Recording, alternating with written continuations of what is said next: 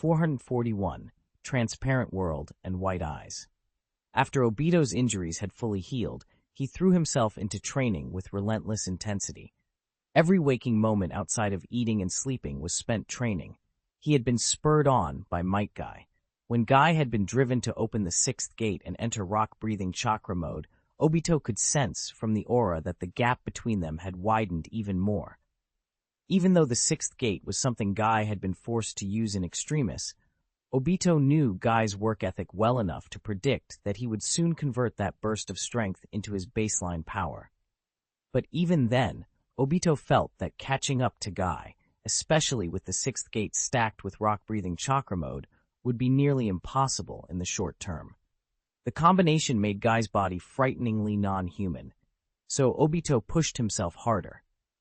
He refused to fall too far behind. At the very least, he wanted to beat Kakashi in their private competitions. As for Metkai, Obito would let him hold the title of strongest disciple for a year. After that, who knew? His brutal self-training, however, came to an abrupt halt when Kakashi's wounds finally healed and the two of them were called to take the Jonin examination. Obito had expected they'd wait for Guy and take it together, so this caught him off guard. At the training ground designated for the exam, Obito scanned the area and saw, besides him and Kakashi, two other young ninjas. He didn't recognize them, but one of them was unmistakably from the Hyuga clan, White Eyes. Even among the examiners there was a Hyuga Hiyashi. He stood calmly and explained the structure of the test. Every official Konoha Jonin must possess both strength and wisdom. The Jonin examination evaluates two things: practical skill in ninjutsu, taijutsu, and genjutsu in the morning, and theoretical knowledge in the afternoon. Hiyashi was the practical combat examiner for this session, responsible for assessing the practical portion, but he had only the right to score and evaluate. The final decision on promotions rested with the Hokage. Even special Jonin needed the Hokage's signature and seal. Obito's face soured. "What? A theory test too? A written exam?" he muttered. He had assumed rank depended only on strength. "It's a written examination," Hyuga Hiyashi confirmed. Obito's heart sank. He glanced at the others. They were calm, unreadable. He calmed himself with a thought. If the questions were hard, he could always use his Sharingan to copy someone else's answers. If he couldn't do it himself, he could cheat. He had to, right? Hiyashi continued, explaining the practical scoring rules. The ninjutsu, taijutsu, and genjutsu evaluation will be conducted as simulated combat. You may use any means to attack the examiners. Show a balance. Try to demonstrate ninjutsu, taijutsu, and genjutsu where possible to receive a higher evaluation. Konoha values comprehensive ability. Mastery of multiple chakra natures is a plus. There were special considerations. Hyuga clan members, because of their Byakugan and Gentle Fist tradition, were allowed exceptions. They didn't need to show the same breadth in ninjutsu and genjutsu if they excelled practically. The clan's taijutsu had been passed down for generations and was compatible with their bloodline. Those whose names I call, step forward for the examination. Combat time is 15 minutes. Losing combat capability before time expires will result in a deduction, the referee announced. Hyuga Qingyu. The branch family Hyuga, Qingyu, moved to the combat area and bowed respectfully. Hiyashi nodded, and then the match began. Qingyu immediately opened his Byakugan, the veins around his eyes pulsing, and rushed forward, chakra coalescing in his hands. Hiyashi also activated his Byakugan and engaged him in a Gentle Fist duel.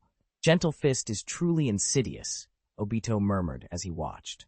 The exchanges looked light, no massive collisions, but he knew from painful experience that Gentle Fist hits were as damaging as Might-Guy's blows. Hyuga home. Ura had given him a lot of trouble earlier, so he wouldn't underestimate the clan. Because this was an evaluation, Hiyashi held back his full power and only tested Qingyu's proficiency. When the 15 minutes ended, the referee called it, but Qingyu stayed to watch the other fights. He was curious about Kakashi and Obito, the two young talents lately spoken of in Konoha. Next up was Sakata Genji. A Jonin examiner stepped in to take Hiyashi's place for the match. Obito realized then that the examiners rotated. There wasn't one examiner for everyone.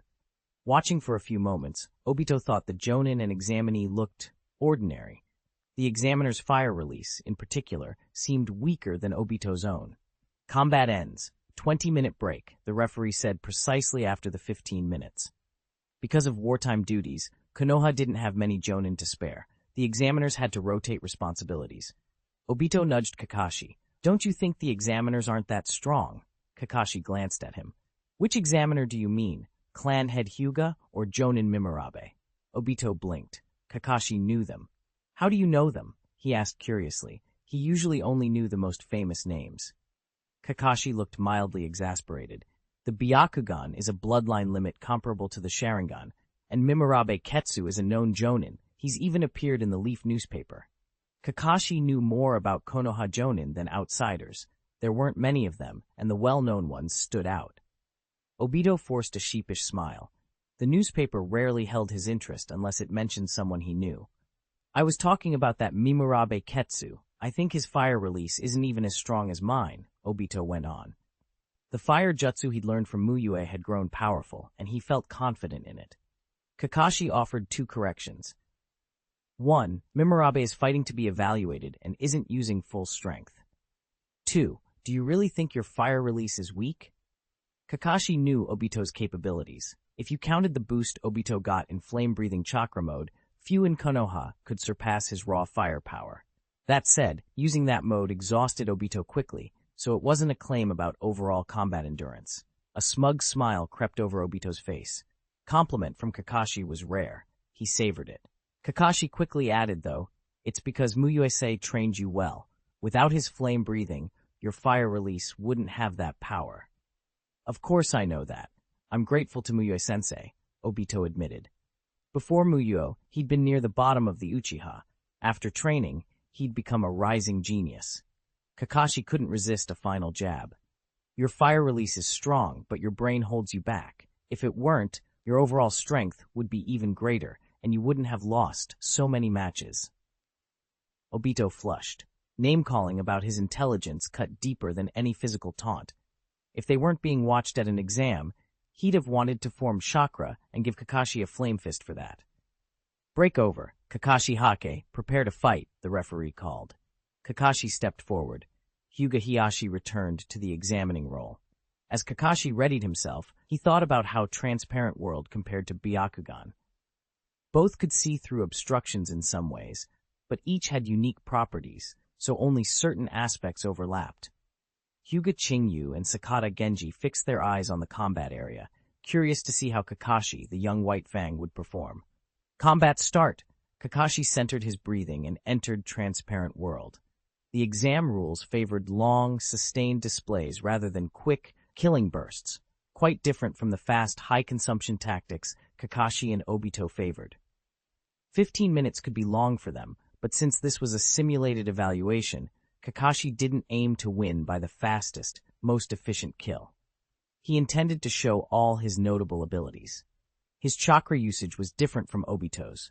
Transparent World demanded a lot of chakra activation for lightning release technique, not because the state itself burned chakra. Even so, Kakashi could still use his ultimate thunderclap flash without running out. Hiyashi didn't immediately activate his Byakugan against a non-Hyuga opponent. After a couple of exchanges, however, his expression changed. A strange, unsettled feeling rose in him.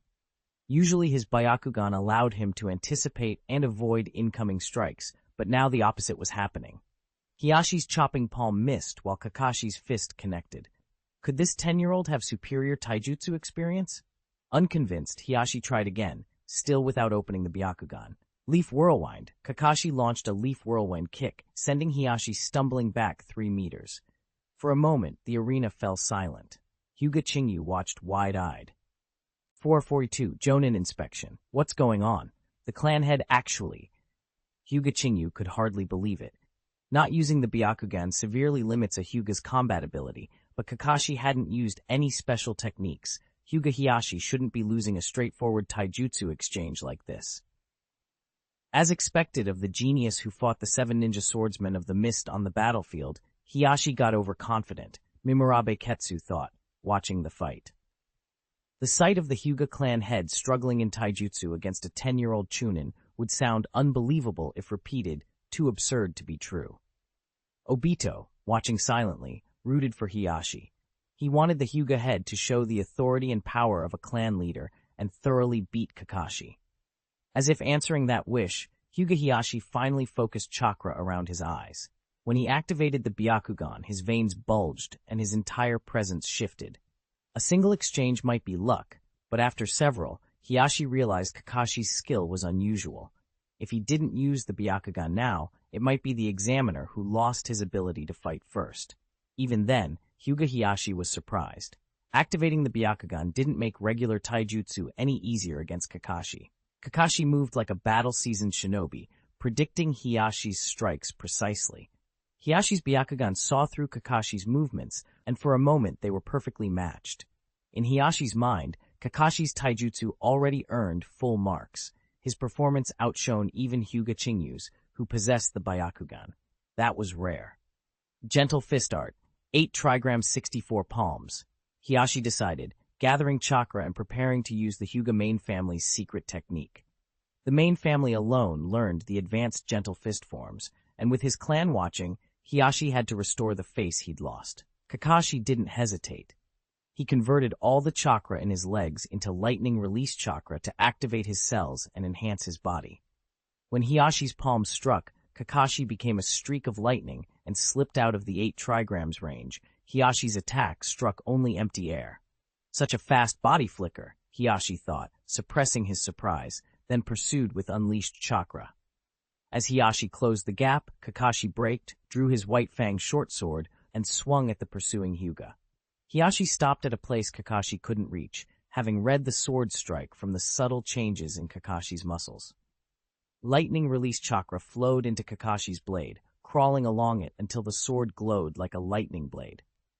8 trigrams palm, revolving heaven, Hiashi countered, transforming into a rotating chakra ball to block the blade. Kakashi's strike was repelled, but he wasn't disheartened. This was the Hyuga clan head. He followed up with a retreat, gathering chakra in his mouth. Lightning release, false darkness. Kakashi spat a spear of lightning at Hiashi. False darkness demanded large amounts of chakra, so Kakashi seldom used it in real combat, but this was an exam. Demonstrating advanced lightning release was part of the point. 8 trigrams, empty palm wall. Hiashi unleashed his absolute taijutsu defense. Though the empty palm wall normally requires 2 people, Hiashi's mastery and immense chakra let him form it alone. The clash sent a terrifying shockwave outward, flattening trees and kicking up wind across the training ground. Kakashi used body flicker to change position just in time. The shockwave shattered his lightning spear and slammed into the spot he'd occupied, leaving a crater. Kakashi looked at the damage and admitted to himself it would be hard to defeat a jonin of Hiashi's caliber single-handedly right now. If Guy were here, he might have a chance, he thought. Hyuga Hiashi's Byakugan and his offensive-defensive gentle fist left no obvious weakness. Abandoning any hope of showing off by defeating the examiner, Kakashi shifted to a restrained approach. He would fight like a normal examinee and display as many of his abilities as possible. Taijutsu, lightning rel, ease ninjutsu, lightning release sword techniques, earth release, genjutsu, all within the allotted 15 minutes. If it were him, he might even surpass the White Fang, Mimurabe Ketsu murmured inwardly. A veteran jonin from the Second Shinobi World War, he'd once seen the White Fang lay waste to enemy troops and known what a true genius looked like. Even so, he thought the performance from this 10-year-old surpassed anything he'd heard about the White Fang at that age. Uchiha Obito, the judging jonin, called out the next examinee's name. Mimurabe Ketsu pushed away his thoughts and entered the ring, reminded by Hiashi not to be careless when dealing with these exceptional prodigies. Finally, it was Obito's turn. He stepped in a little anxious. He wanted to finish quickly and get back to his studies. With the Sharingan, he could cheat, but Obito tried to rely on himself first. Cheating was a last resort. He'd been cramming, but felt his practice tests and a final push might be enough. If an examinee loses combat capability before 15 minutes, points are deducted. But if an examinee defeats the examiner before the 15 minutes, how is that counted? Obito asked directly. Logically, beating the examiner should be a bonus. He wanted confirmation. You'd get a high score, Mimurabe Ketsu replied with a faint smile. No one had yet defeated a jonin in these exams. After all, the examiners were not ordinary jonin. If someone could beat them, they'd likely already be jonin themselves. Then, uncle, be careful. My flames are very strong, Obito warned politely. Because you're a genius, of course, Mimurabe Ketsu answered, taking note. Begin combat, the judging jonin called. Flame breathing, full concentration. Obito centered his breath, retreated, and gathered chakra in his throat. Fire release, great fireball technique. A towering, high-temperature fireball shot from Obito's mouth toward Mimurabe Ketsu. Obito spun his 3 Tomoe Sharingan into action and flung shuriken to seal escape routes, pressing the veteran jonin to take the fireball head-on. Mimurabe Ketsu, an experienced fighter, blocked some shuriken with kunai and used trees to deflect others, slipping out of the trap with agile movements. He countered with fire release, Phoenix Sage fire technique, bouncing between trees and spitting numerous fist-sized fireballs that formed a descending net of fire. Even with the Sharingan, Obito couldn't dodge them all. He abandoned evasions and turned back to offense. Fire release, Fire Dragon Flame Bullet. Obito converted throat chakra into a sea of fire, splitting it under his control into 3 rising fire dragons that surged toward Mimurabe Ketsu. The control and heat impressed the jonin. Obito could shape advanced offensive fire release, and his flames burned hot. Mimurabe Ketsu responded with chakra and earth release. Earth release, earth flow wall. A massive, thick earth wall rose to take the fire, its surface scorched but remaining firm. He leaped onto the wall and spat a fire dragon back.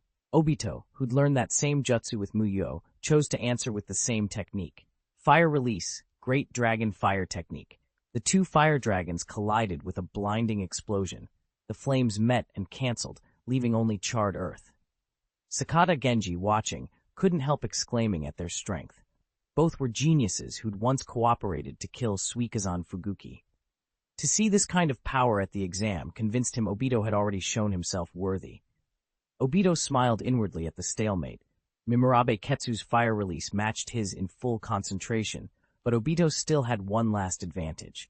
He pushed flame breathing to its limit and entered flame breathing chakra mode, burning chakra to bolster his body. Without forming defensive stances, he charged toward Mimurabe Ketsu, leaving himself open. Mimurabe Ketsu paused. This didn't fit Obito's earlier tactics. Then Obito released a new rain of flames without hand signs. Fire release, Phoenix Sage fire technique, he spat, while simultaneous throwing shuriken at tricky angles. No hand signs, using ninjutsu while throwing shuriken? Mimurabe Ketsu was astonished. In over 20 years as a shinobi, he'd never seen anyone perform ninjutsu and execute complex shuriken techniques at the same time.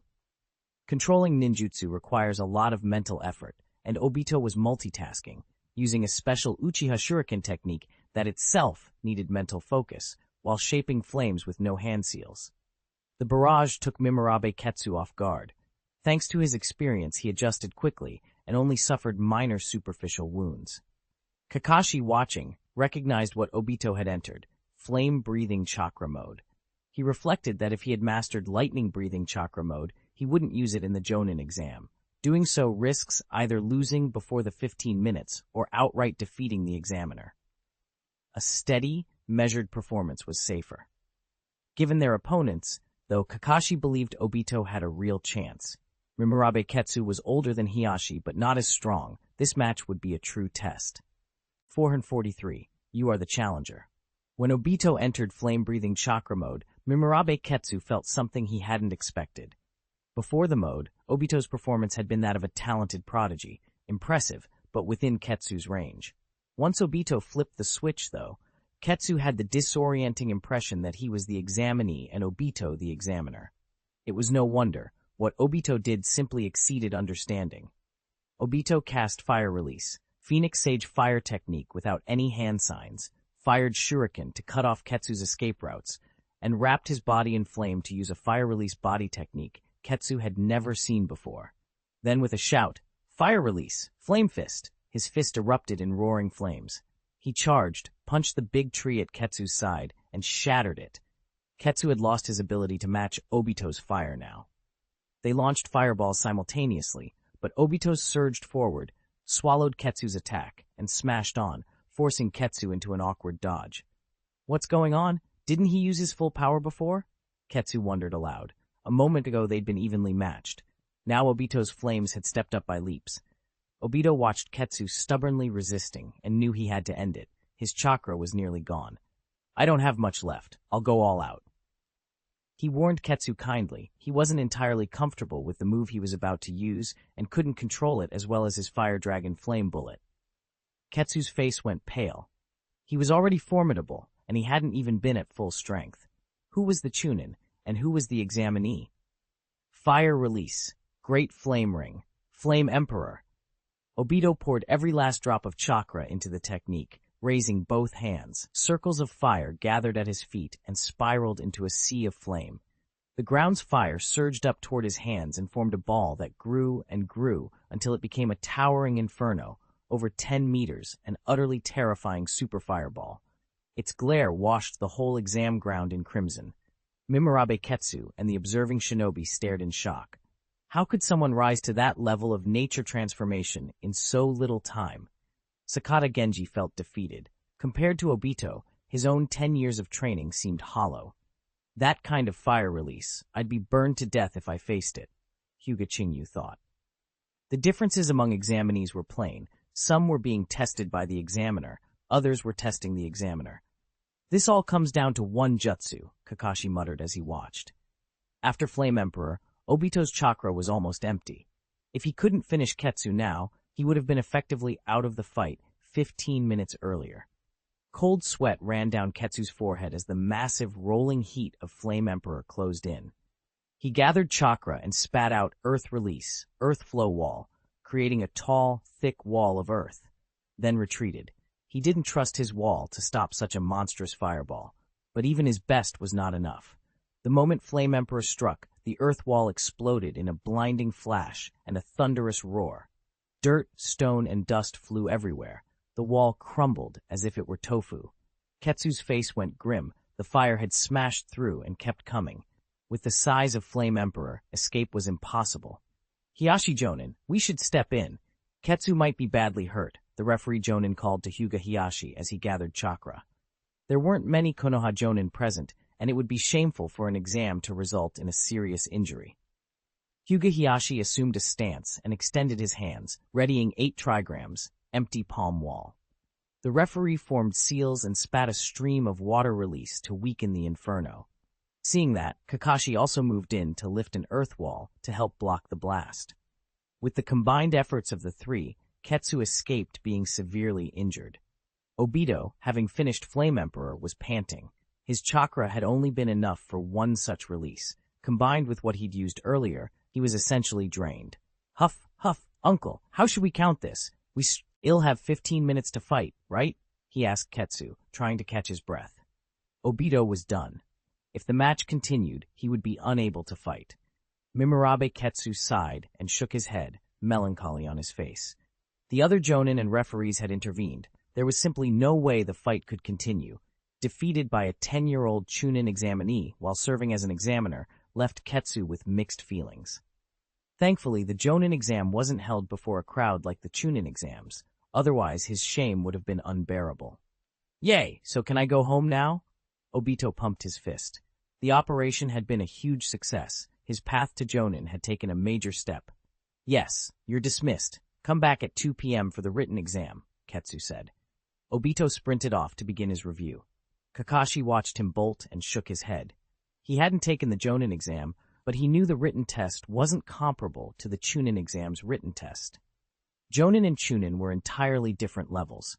The jump from chuunin to jonin was far larger than from academy student to chuunin. Academy students might reach chuunin in 8 years, but many chuunin never became jonin even after 18 years. Even if I don't pass, at least I saw the strength of a genius, Sakata Genji thought. He couldn't imagine catching up to Obito and Kakashi. He was nearly a generation older, and the gap was huge. If only I could learn rotation and 8 trigrams, empty palm, Hyuga Qingyu mused, remembering Kakashi's exchange with Hyuga Hiyashi.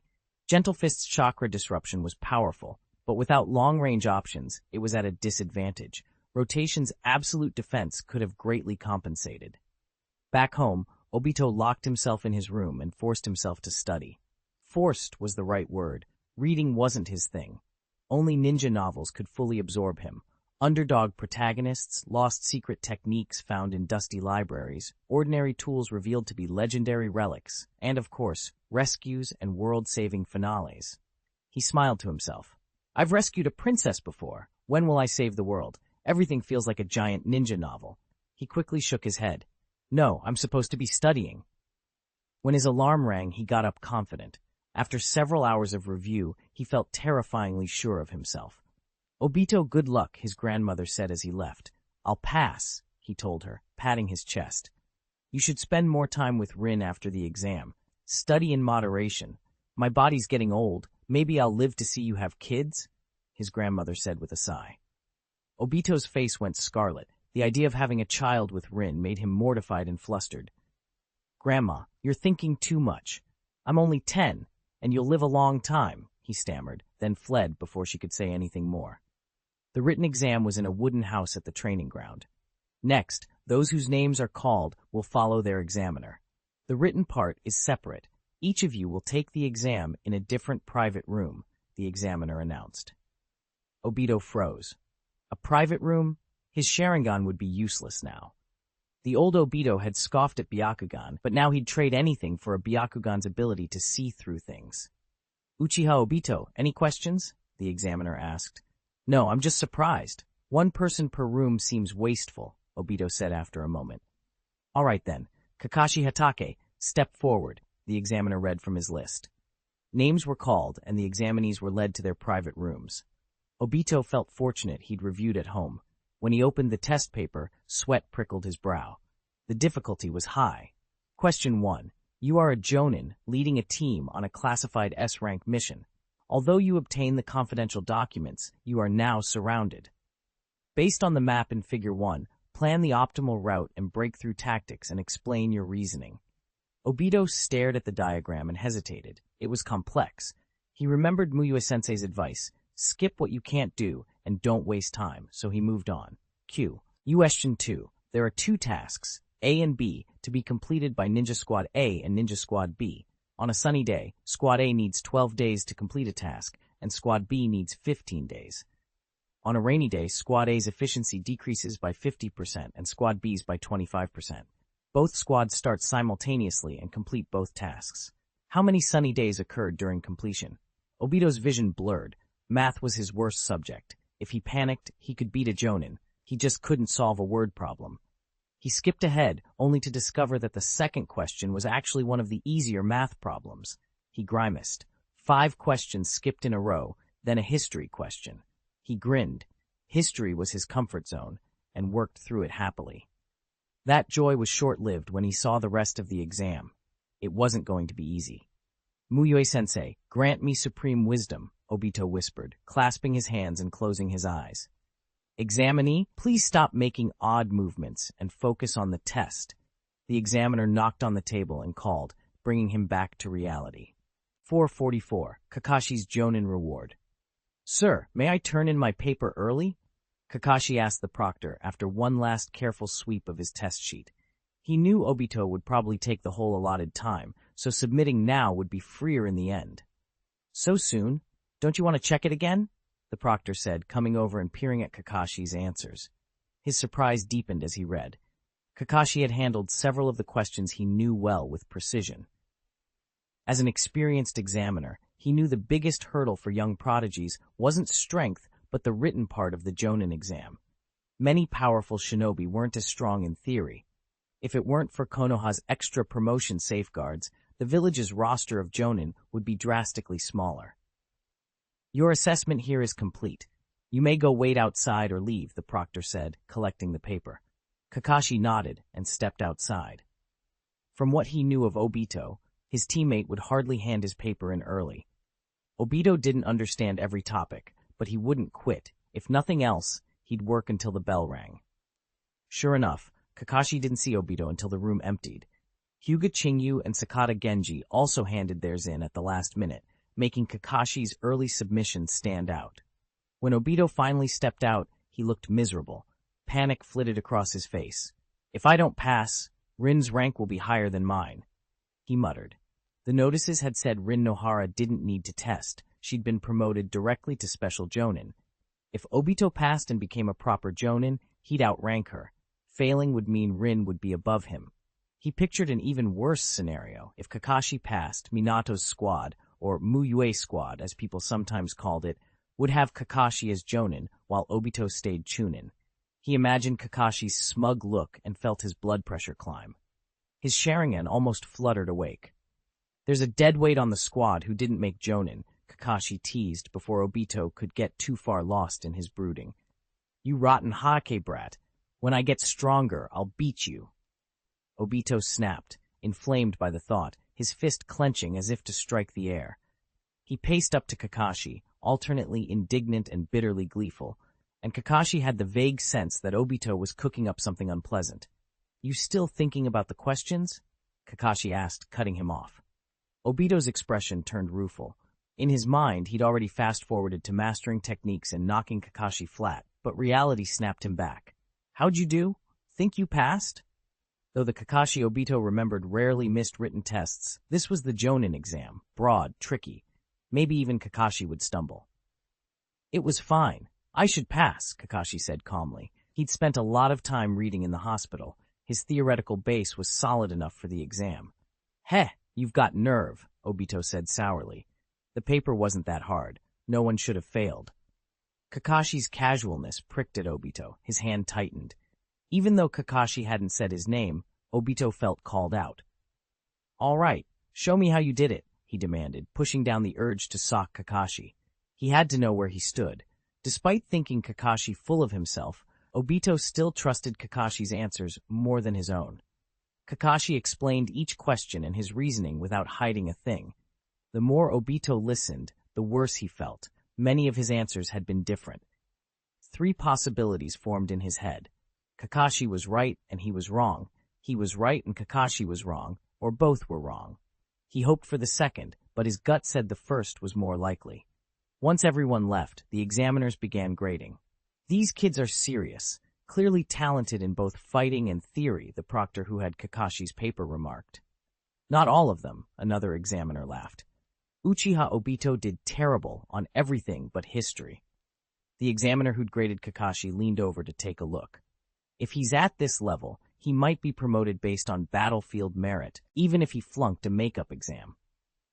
In peacetime, jonin without a pass were rare, but wartime promotions could be made for outstanding military contributions.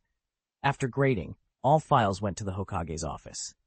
Hiruzen Sarutobi reviewed Kakashi's file, stroked his goatee, and smiled with satisfaction. He had seen Kakashi's potential earlier, and had even asked Mu Yue and Minato for help when Kakashi had been adrift. The boy had proven his judgment correct. Though only 10, Kakashi had already eclipsed many shinobi. Hiruzen signed Kakashi's promotion papers. Looking at Obito's sheet, Hiruzen shook his head. He's lacking too much in theory. The score wouldn't pass. Still, the Hokage liked Obito's temperament. Innocent, good-natured Uchiha could ease tensions between the clan and the village. Hiruzen then reviewed Hyuga Chingyu and Sakata Genji. He ultimately rejected Genji and approved Chingyu. Chingyu's Byakugan offered strategic value that tipped the scales in his favor despite being slightly weaker. He didn't announce the results that evening. It was near quitting time, and he'd make the announcement in the morning. One file made him pause before leaving. Might Guy's Academy records. "Guy's grades are awful," Hiruzen said, puffing his pipe. Until 4th grade, Guy had been dreadful. Mu Yue's tutoring later improved him to mere passing marks. But the jonin written exam demanded at least 80% to pass, unlike the Academy's lower bar. Hiruzen worried Guy might fail the written portion despite great battlefield contributions. He'd already shown leniency. Without his achievements, Guy wouldn't even have been allowed to take the exam at 10 years old. Hiruzen decided to wait for Guy's scores before acting. Jonin lead dangerous missions. Someone who knew nothing couldn't be trusted with that responsibility.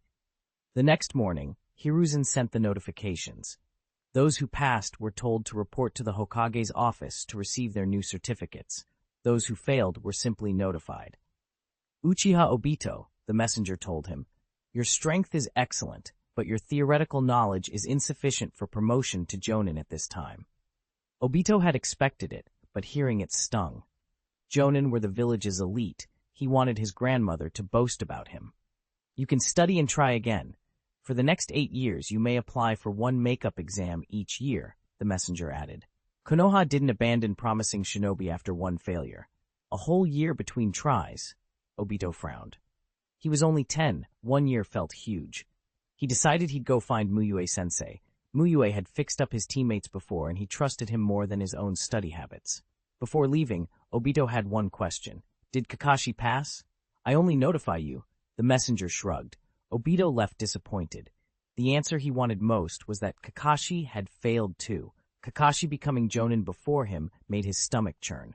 He hurried to Kakashi's home for an answer. "Kakashi, you home?" he shouted, sprinting and pounding at the door. No reply. His heart sank.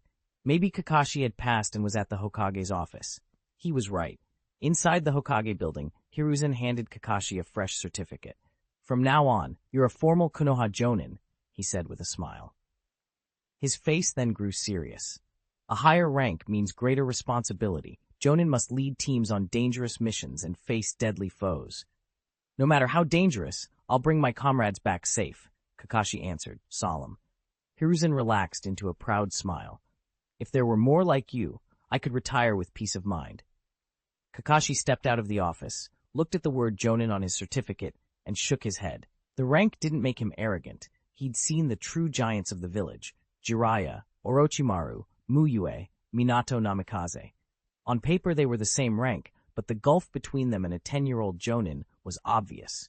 His father had been a Jonin too, but even he could only faintly measure up to him now. Outside, Obito wandered near the Hokage building like a thief, searching for answers. Kakashi's lips curved as he approached. "So how did you know I got promoted?" he asked. Word of Konoha's youngest Jonin spread fast. The village buzzed, some with pride, some with envy. But Kakashi simply tucked his certificate away and walked on, thinking only of the responsibility it represented. Mu Yue watched the promotion notices with a quiet, unsurprised expression. Kakashi's reward popped up. Obito's did not. He'd suspected as much. Obito had failed the Jonin assessment. It wasn't unexpected. Obito's weakness had always been theory. Mu Yue lectured his disciples mostly on politics and history. The written Jonin exam covered a far broader range. In Mu Yue's view, for Obito to pass the written portion on his own, he'd need a full year of focused theoretical study under Mu Yue's guidance. With Uchiha Madara still a potential threat, Mu Yue wouldn't let Obito sacrifice strength training for that. Giving up battlefield readiness for a promotion reward wasn't worth it. There would be other opportunities in wartime, and Obito might never need to be promoted by exam at all. Setting Obito aside, Mu Yue examined Kakashi's rewards. 2,400 chakra was reasonable enough, about what an average chuunin might have. The other 2 prizes were less familiar. He'd never seen a weapon draw scroll before, and didn't know what kind of blade it might produce. The system's other reward was an unknown Pokemon egg. Mu Yue knew about Pokemon from games and anime, but the system had delivered an egg. Individual Pokemon varied wildly. Still, even the most ordinary Pokemon tended to have higher potential than most nin beasts in Konoha, outside the 3 Great Sage regions. With proper training, even a Beedrill could compete with the so-called pseudo-legendaries. As usual, Mu Yue washed his hands before drawing. He used the weapon draw scroll, sword category. The result, Enma, one of the 21 great grade swords. That name made Mu Yue frown in thought. If his memory of the One Piece world was right, Enma was a sentient, cursed sword that drew its wielder's haki to the point that ordinary people could die as their haki was drained. He guessed the sword would be localized in the ninja world. Otherwise, its original haki effect would be useless here, since haki didn't exist in the same form. The armed color haki used here was essentially a yin-release secret technique, very different from One Piece's haki. Mu Yue used the Flying Thunder God technique to slip out of camp and find an uninhabited testing ground. The Enma that materialized from the system matched his memory, a purple scabbard with flower carvings and a tsuba like 3 interlinked rings. He drew the sword with his right hand while holding the scabbard in his left. A white flash and a katana with a cold gleam appeared. The hilt tugged at his hand with a distinct suction, and Mu Yue felt chakra being drawn out of him into the blade. In barely a minute, 7,000 chakra had vanished from his reserves. Intrigued, Mu Yue took control of his chakra and sealed it tight. He had excellent chakra control. When he stopped letting chakra leak, Enma couldn't pull any more. The sword seemed dissatisfied, its suction intensified, but it still couldn't draw anything further. He ignored Enma's insistence and swung. The blade sang through the air. A clean, white slash cut a large tree. It split and toppled. The shock made nearby trees fall as well. The sword's strength was impressive, but the chakra drain made it dangerous. Losing 7,000 chakra was no big deal for Mu Yue, but many jonin only had about that much. Enma could deplete an average jonin in 1 minute. He tested Enma's chakra conductivity next. Injecting lightning-release chakra, dazzling blue arcs clung to the blade. The slashes became lightning slashes. He tried fire release. Flames burst along the edge. Enma conducted chakra exceptionally well. Even without chakra enhancement, it was a hard, sharp weapon on its own. I'll find an opportunity to give this to Kakashi, Mu Yue decided. He had no intention of using Enma himself. He already owned the Rokudo Shakujo. He hadn't used it simply because he'd never met a battle that demanded it. Against Hanzo, for example, Hanzo's poisons were more threatening than his water release. The Rokudo Shakujo was extremely hard and resisted attacks created with tens of thousands of chakra. It had the special effect of nullifying ninjutsu and would be invaluable until he reached the 6 paths level. Mu Yue then pulled out the Pokemon egg to see if his Byakugan could discern the species. Perhaps because the egg was Kakashi's exclusive reward and not meant for him, his Byakugan revealed nothing. He returned the egg to his system space, planning to hand it to Kakashi as a jonin present when they met on the battlefield. After the evening war council, Mu Yue and Orochimaru spoke privately. Hidden Mist has been acting odd lately, Orochimaru said. They're still generally defensive, but there's been a subtle change. They might have sent reinforcements. If it's ordinary ninja troops, we can handle them, Mu Yue replied. But if Hidden Mist brings Jinchuriki, that complicates things. Even Orochimaru would find a direct confrontation with a Jinchuriki difficult in full-scale war. The tailed beast ball's destructive power could devastate both individuals and formations. Orochimaru, however, had a knack for underhanded methods. He'd killed the Hidden Cloud's 8 tails Jinchuriki, Blue Bee, before. He understood that a tailed beast was both a Jinchuriki's greatest weapon and the sharpest blade against them. If the seal was loosened and the beast unleashed, the Jinchuriki could be poised for annihilation. When he killed Blue Bee, Orochimaru had exploited a moment of weakened will, used a hallucinatory paralytic potion to immobilize him, and released the seal, separating the 8 tails and killing Blue Bee instantly. The 5 great villages' ultimate weapons are troublesome, but nothing we can't handle, Orochimaru continued, sounding confident. Lord Mu Yue, my confidence rests with you. Your role on this battlefield is even more decisive than a Jinchuriki. He meant it. With Mu Yue's ninjutsu and Orochimaru's own abilities, Mu Yue was invaluable. Orochimaru wouldn't trade him for a 1,000-man squad. Konoha Uchiha Compound. Obito woke early, ready to head to the south border forest for training. For a while after the Jonin exam, he'd been tempted by his grandmother's advice to balance work and rest, maybe cut some training time to spend more time with Rin. But a barb from Kakashi had ended that. Obito wanted to train harder. He wanted to surpass Kakashi, then stand over him and say, "So what if you're a Jonin? I'm stronger." He redoubled his efforts. The current Obito was so energetic he'd have made Metkai proud. On his way through the Leaf Village main street, he ran into Rin Nohara. He brightened. "Rin, good morning. What a coincidence." Rin smiled. "Good morning, Obito. Have you eaten? If not, I'll treat you to breakfast." "That would be great. I was just going to get something," Obito said, though he'd already eaten. Could Rin's breakfast be the same as any other? He could always eat an extra bowl. Rin brought him to a small breakfast place she liked. As they settled, she offered him comfort. "It's normal not to pass the exam right away. Most nin can't even pass the chuunin exams at first," she said gently. She'd come partly because she knew about the Jonin assessment results. Kakashi had passed. Obito hadn't. Kakashi probably passed on his first try because he's had more chuunin experience, she added. "Obito, keep working hard and you'll be promoted." Kakashi had more years of service. When they were first years, Kakashi was a genin. By their second year, he was already a chuunin. Obito felt warmed by Rin's kindness. She'd come to cheer him up. Don't worry, Rin. I won't be discouraged. I beat the examiner in the practical part. Kakashi only lasted until time ran out. They said my strength was enough. I just came up short on the written test, Obito said, putting on a confident smile. For the moment, he imagined himself the victor and Kakashi the underdog. You beat the examiner? That's amazing, Rin exclaimed, delighted. If you train a little more, you'll definitely make it.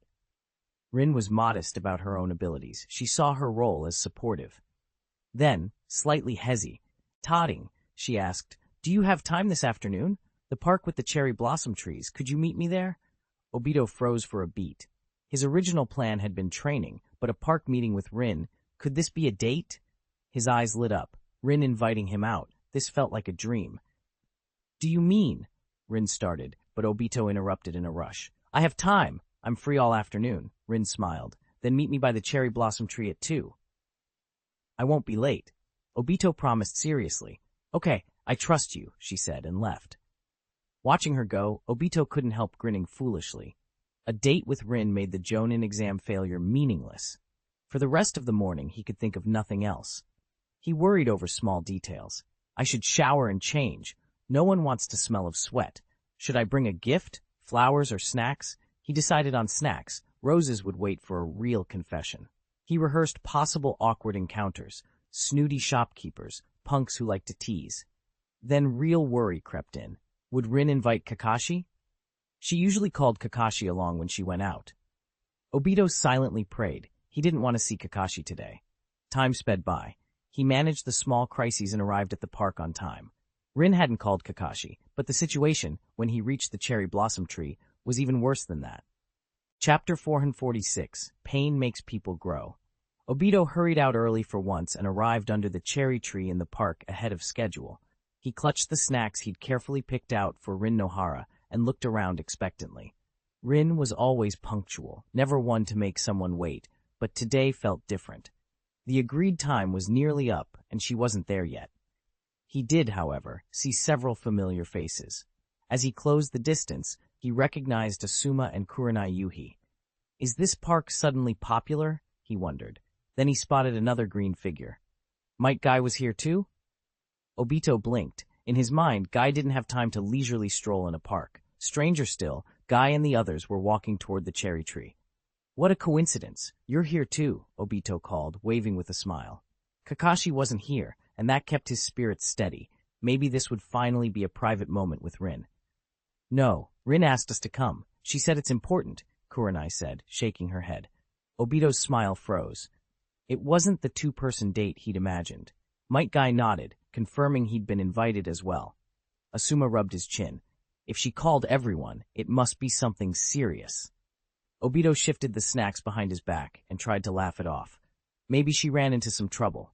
He hated that he was embarrassed. He wished he could melt into the ground, but he wasn't angry with Rin. She hadn't said it was a date. He'd assumed it. Besides, Kakashi not being invited meant she trusted him more, he told himself. And if Kakashi were here, he'd surely see through Obito's thoughts and tease him mercilessly. Sorry I'm late, a voice suddenly called. Rin came running up, breathless and clutching a stack of papers. It's only a few minutes. No need to rush, Obito said quickly as she slowed. Rin looked relieved as she handed over the papers.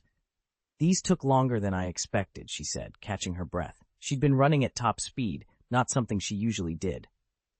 Obito peered at the paper like a detective. The heading read, Kakashi Harake's Jonin Promotion Celebration Gift Planning, Confidential Mission. Below it was a cute chibi portrait of Kakashi. The snacks felt impossibly heavy in his hand. He dropped them with a thud. He didn't bother to pick them up. His face burned as if scorched. What he'd hoped was a private date with Rin was actually a planning meeting to celebrate Kakashi's promotion. Kakashi hadn't been called because Rin wanted it to be a surprise.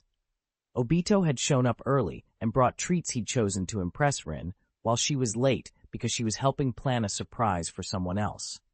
It hurt in a way he didn't expect. Standing in the sunlight, he felt a cold ache that went straight to the core. He found himself staring up at a 45-degree angle into the sky, not wanting to face the girl he liked working so hard for someone else. Obito, you dropped your things. Rin bent and picked up the snacks. She'd heard the fall but hadn't expected him to zone out. Oh, right, thanks, Rin, he mumbled, snapping out of it. You're almost a jonin. Don't just space out during a mission, she teased, worried. A small smile crept back onto Obito's face. She'd been concerned about him. Rin cared for him, after all. Are these the snacks you bought to treat everyone? Rin asked, handing the bag back. Obito blinked, then nodded. Yeah. He couldn't hand them only to Rin now. It would be too awkward. Either everyone shared or no one did. He distributed the snacks. Watching everyone bite into the food he'd carefully chosen for Rin left him with a strange, bittersweet feeling. These are great, Obito. You have a good eye for snacks, Kurenai praised, and it felt like another arrow through his heart. He'd chosen them for Rin. Rin steered the conversation to the reason they'd all gathered. What should we give Kakashi for his promotion? Something practical, Kurenai suggested. Kakashi's not into flashy things, he likes useful stuff. Metkai chimed in. True, when I had my birthday, Kakashi gave me a training elixir. He's always practical. Obito, trying to sound reasonable and hide his own feelings, offered, we could find the best tempura and give it to him. Food's practical, can't live without eating. He tried to keep his voice steady and devoid of personal motive. Rin laughed and shook her head. Obito, stop joking. Kakashi only eats tempura made by Mu Yue sensei. Obito blurted an explanation. I just wanted him to appreciate tempura's greatness, but Mu Yue sensei's tempura is probably the best already. There's no topping that. Kurenai's practical idea won out. They'd give Kakashi something useful.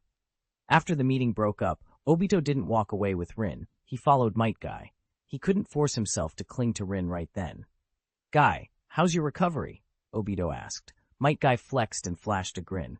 Recovering steadily, like the upward spring of youth. Good. Without you, Kakashi looks a bit lonely. Obito said deliberately.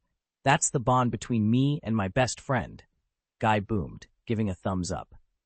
Obito continued. I heard Kakashi wants to fight you when you open the 8 gates and enter rock-breathing chakra mode. Guy beamed. Of course he does. But I won't disappoint my best friend. I'll train harder and let him see the 6th gate and rock-breathing mode someday. For now, I can only use the 5th gate without risking my life. The 6th gate is too dangerous for regular sparring. Obito nodded approvingly. He pictured Kakashi flattened by Guy's power and smiled inwardly. Beneath Konoha Gakure, in a secret underground lab, Baruhu scowled at his experiment data. Failed again. Is my approach wrong? He muttered. Unsatisfied with his own abilities, Baruhu had been developing ninjutsu that could enhance a ninja's innate talent.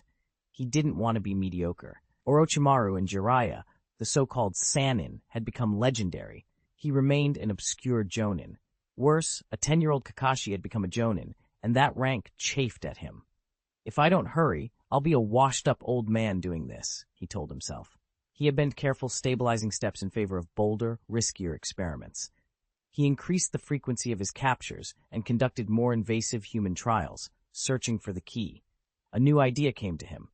If he couldn't plunder talent directly, perhaps he could fuse people. Progress accelerated. He perfected a chimera technique that fused a human with a tailed beast, granting power beyond that of a chuunin, though at the cost of the host's humanity. I did it! This is unprecedented, Baruhu celebrated. He considered the chimera technique an S-rank ninjutsu and turned his attention to human-to-human fusion. He refused to fuse himself with a beast. He still wanted to be a human, and he believed humanity had higher potential than beasts. On testing fusion between people, he discovered an astonishing property. Fused individuals could retain many characteristics of both originals, including bloodline limits. This is the road to becoming unbeatable, he thought. Master every bloodline limit, and who could stand against him? But his experiments did not go unnoticed. Either village security tightened after the war, or Baruhu's methods were simply too blatant. Investigators traced the irregularities. His experiments were discovered. Baruhu, however, had planned for escape. He wielded enough power to flee, taking the chimera technique with him. In the end, Baruhu vanished from Konoha as a rogue ninja, wanted and dangerous, driven by the belief that fusion would make him the unrivaled force he craved. 447. Battlefield Dilemma. Biruhu had been just an ordinary Konoha jonin, no high rank, no fame like Orochimaru's, so his defection barely registered in the village. It was wartime. Konoha didn't bother dispatching a full jonin squad to hunt him down. A symbolic inquiry, a cursory check, and if nothing surfaced, the matter would be dropped. In the grand scheme of Konoha, Biruhu's leaving was like a small branch snapping off a huge tree, insignificant to the whole. But even a small branch has leaves attached, and for those leaves, for Biruhu's friends, it mattered. Orochimaru had few friends, not because he couldn't make them, but because few people qualified. Biruhu was one of those few. They'd been classmates and close since their academy days, even after Orochimaru and his comrades became the legendary Sannin, while Biruhu remained a run-of-the-mill jonin, their old bond held. The documents recovered from Biruhu's lab, though, showed why he'd left. He cared deeply about strength and had taken reckless steps. He was too reckless, Orochimaru muttered, setting the papers down and shaking his head. Orochimaru's own human experiments had been covered up with Danzo's help. For Biruhu to go it alone, exposure was inevitable. Konoha was called a village, but at its core it was a military base. Orochimaru glanced through Biruhu's notes with a hint of regret. The research was competent. If Biruhu had accepted Danzo's collaboration, he likely wouldn't have ended up where he did. But Biruhu had already defected. Nostalgia would do no good. Orochimaru had other matters. He used his late friend's files to gauge Mu Yue's attitude toward human experimentation. As they inspected the camp's units, both serving as troop commanders, Orochimaru asked casually, "Lord Mu Yue, did you know a jonin recently defected from Konoha?" Mu Yue shook his head. "I don't. Who was it?" He hadn't heard anything. Mu Yue suspected it was just another ordinary jonin. If it had significant implications for Konoha, word would have spread. Orochimaru expected that answer. Even a defection was not advertised in Konoha unless it mattered. Orochimaru had learned about Biruhu partly because Hiruzen Sarutobi knew of their old relationship, and partly because Danzo thought Biruhu's research might be of use to Orochimaru. Danzo had handed over the incident and the remaining documents. "Biru," Orochimaru said. "Senior Biruhu? I would never have guessed," Mu Yue feigned surprise. "Lord Mu Yue knows him?" Orochimaru blinked. "Not well. We were in the same class. He always seemed quiet, law-abiding. I never expected him to defect." Mu Yue's reply made Orochimaru suspect he already knew the true motive. From the files, the reason was obvious: human experimentation, the same road Orochimaru had taken further than Biruhu, even venturing into illegal studies like Hashirama cells. "He was my friend," Orochimaru said softly. "We trained together. I didn't expect him to abduct innocents from nearby villages for experiments." He watched Mu Yue, trying to read his reaction. Mu Yue's stance on such research would shape how Orochimaru handled him: a potential ally to bind in secrecy, a confidant, or someone who needed to be kept out of certain truths. "That's too much," Mu Yue replied bluntly.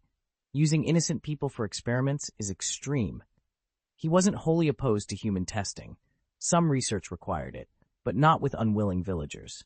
If that's true, it's intolerable. Orochimaru thought a moment and said, "Biruhu went too far. Some ninjutsu does require human testing. The village has organized such experiments before, but subjects were usually death row inmates or volunteers. Capturing innocents is unjustifiable." Mu Yue nodded. Orochimaru's read on him was clear, not completely against experimentation, but firmly against harming innocents. That left room for further influence, Orochimaru thought. People change. Orochimaru himself had changed greatly over a decade. He half expected the war to further harden or reshape Mu Yue's views. Changing his subject, Orochimaru added, "Your disciple, Uchiha Shisui, has been very active on the battlefield. He's shamed some jonin." Mu Yue smiled. "Shisui works hard." On the front lines, the squad buzzed with a different energy. "Our squad's reputation is growing," Uesugi Toru crowed. "Last time we were recognized before the fight. If this keeps up, maybe we'll get official titles." "Don't get ahead of yourself," Kobayashi Kenji snapped. "Shisui's the famous one. What does that have to do with you?" "Shisui's our squad member too," Uesugi laughed, clapping Shisui on the shoulder. "Right, Shisui?" Shisui nodded.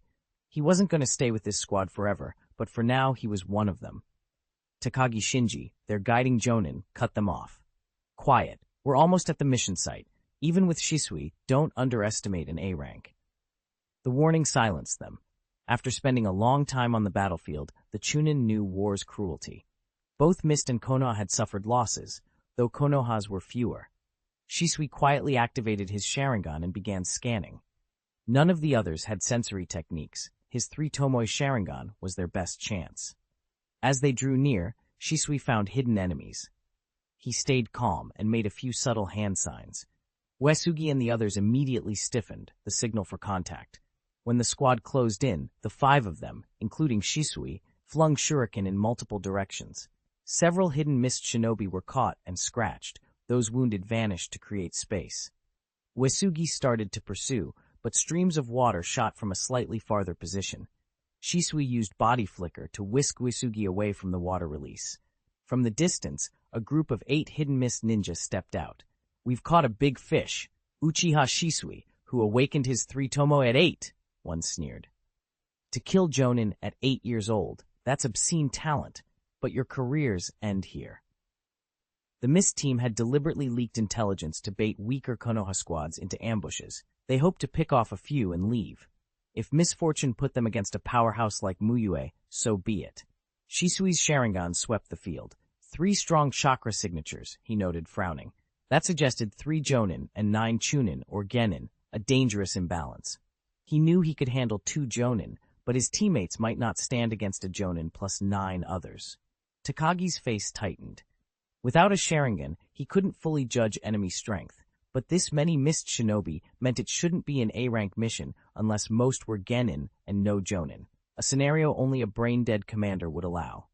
Takagi didn't think Yagura Karatachi was brain-dead. "Trap! Fall back!" he barked. The 3 mist Jonin combined their chakra and cast a hidden mist technique. A dense white fog swallowed the area. Direction went with the visibility. They couldn't even see their hands, much less pull back. The mist, fueled by chakra, even blocked Shisui's Sharingan. "Everyone, don't panic. Pay attention to your surroundings and face the enemy calmly," Shisui ordered. Panic, he knew, cost lives.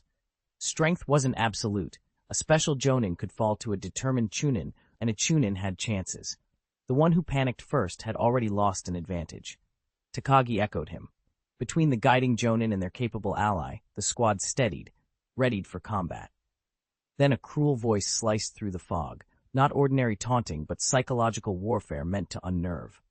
In the mist, sight matters hugely. Losing it breeds fear. Savage words could push the hesitant into revealing themselves. 2 kunai wrapped in flames slashed toward the speaker. "Found me," the voice said, dodging. Sound-based pinpointing in the mist required training. Not everyone could do it. Shisui closed his Sharingan and fought with his eyes shut, a tactic Mu Yue had drilled into him. When visibility collapsed, abandoned sight to sharpen other senses. It had been awkward at first. The Sharingan's insight was powerful. But once accustomed, Shisui could fight with full strength in the fog, though Genjutsu became trickier. At close range, Shisui's attacks made the Mist Jonin realize Shisui's reputation wasn't inflated. The Mist Jonin, outmatched, didn't panic. He knew that even if he likely couldn't beat Shisui, eliminating Shisui's teammates first and then overwhelming him would be a practical strategy. A flash of steel followed. Kobayashi Kenji gasped in pain as a blade cut into him. Flame breathing, full concentration. Shisui forced his breath to the edge and pushed the front attacker back long enough to reach Kobayashi and cover him. He was stronger than the individual Mist Jonin, but killing them wasn't quick. By the time he could finish one, Kobayashi might already be dead. If Obito, Kakashi, or Metkai were here, they could burst forth with superlative abilities, flame-breathing chakra mode, transparent world, or the 8 gates, and change the tide. Shisui hadn't mastered that kind of explosive, single-moment power. Among Mu Yue's disciples, he had one of the weakest burst abilities, only Rin Nohara being less suited for instant detonations. Using precise sensing and ghost-like body flickers, he rescued Kobayashi, but watching the state of the others, helplessness crept in. He could handle 2 Jonin, perhaps, but the mist strategy of wiping out his allies first and then swarming him was brutally practical. Fixating on the genius alone wasn't necessary for his enemies. They could strike where they'd gain the most advantage. Shisui's Sharingan swept the battlefield again, searching for 3 strong chakra signatures and the rest of the hidden threats. The fog, the numbers, the injured comrades. In the middle of the mist, he felt the weight of a battlefield dilemma settle over him. Could he protect his teammates long enough to turn the ambush into a fighting retreat, or would their losses cascade into something worse? 448. When did you make the mistake of not being under an illusion? Shisui, don't wait for us, retreat. Takagi Shinji shouted as he struggled to hold off the hidden mist assaults. There were simply too many enemies. Shisui's presence wouldn't change the outcome of the battle. The only difference would be that if Shisui stayed, he would draw more foes and only increase the enemy's losses. More importantly to Takagi Shinji, Shisui's survival mattered far more. Unlike ordinary shinobi, Shisui was a genuine prodigy. If he grew up under normal circumstances, he could become incredibly strong. Takagi wished he could withdraw with all his squad, but he knew that wasn't possible. The hidden mist force outnumbered them by several times. If his disciples ran off, he couldn't hold the line. They would die faster. Only Shisui, whose strength exceeded even his, might have a chance to break the encirclement and get away. If you manage to break out, maybe you can find reinforcements. Save us. If we don't leave now, everyone dies.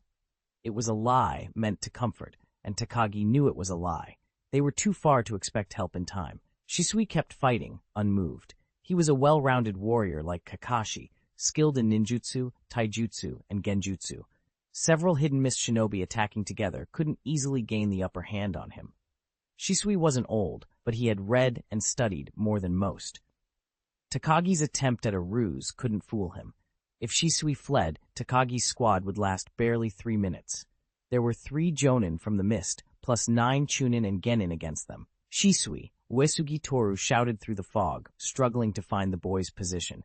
Though you're a genius, just this once, let me be the cool one. He wanted to use fire release to create an opening for Shisui to escape. Kobayashi Kenji, closest to Shisui, forced himself through his wounds and did his best to keep up the pressure and relieve the boy. Shisui's chest tightened, his hunger for strength flared.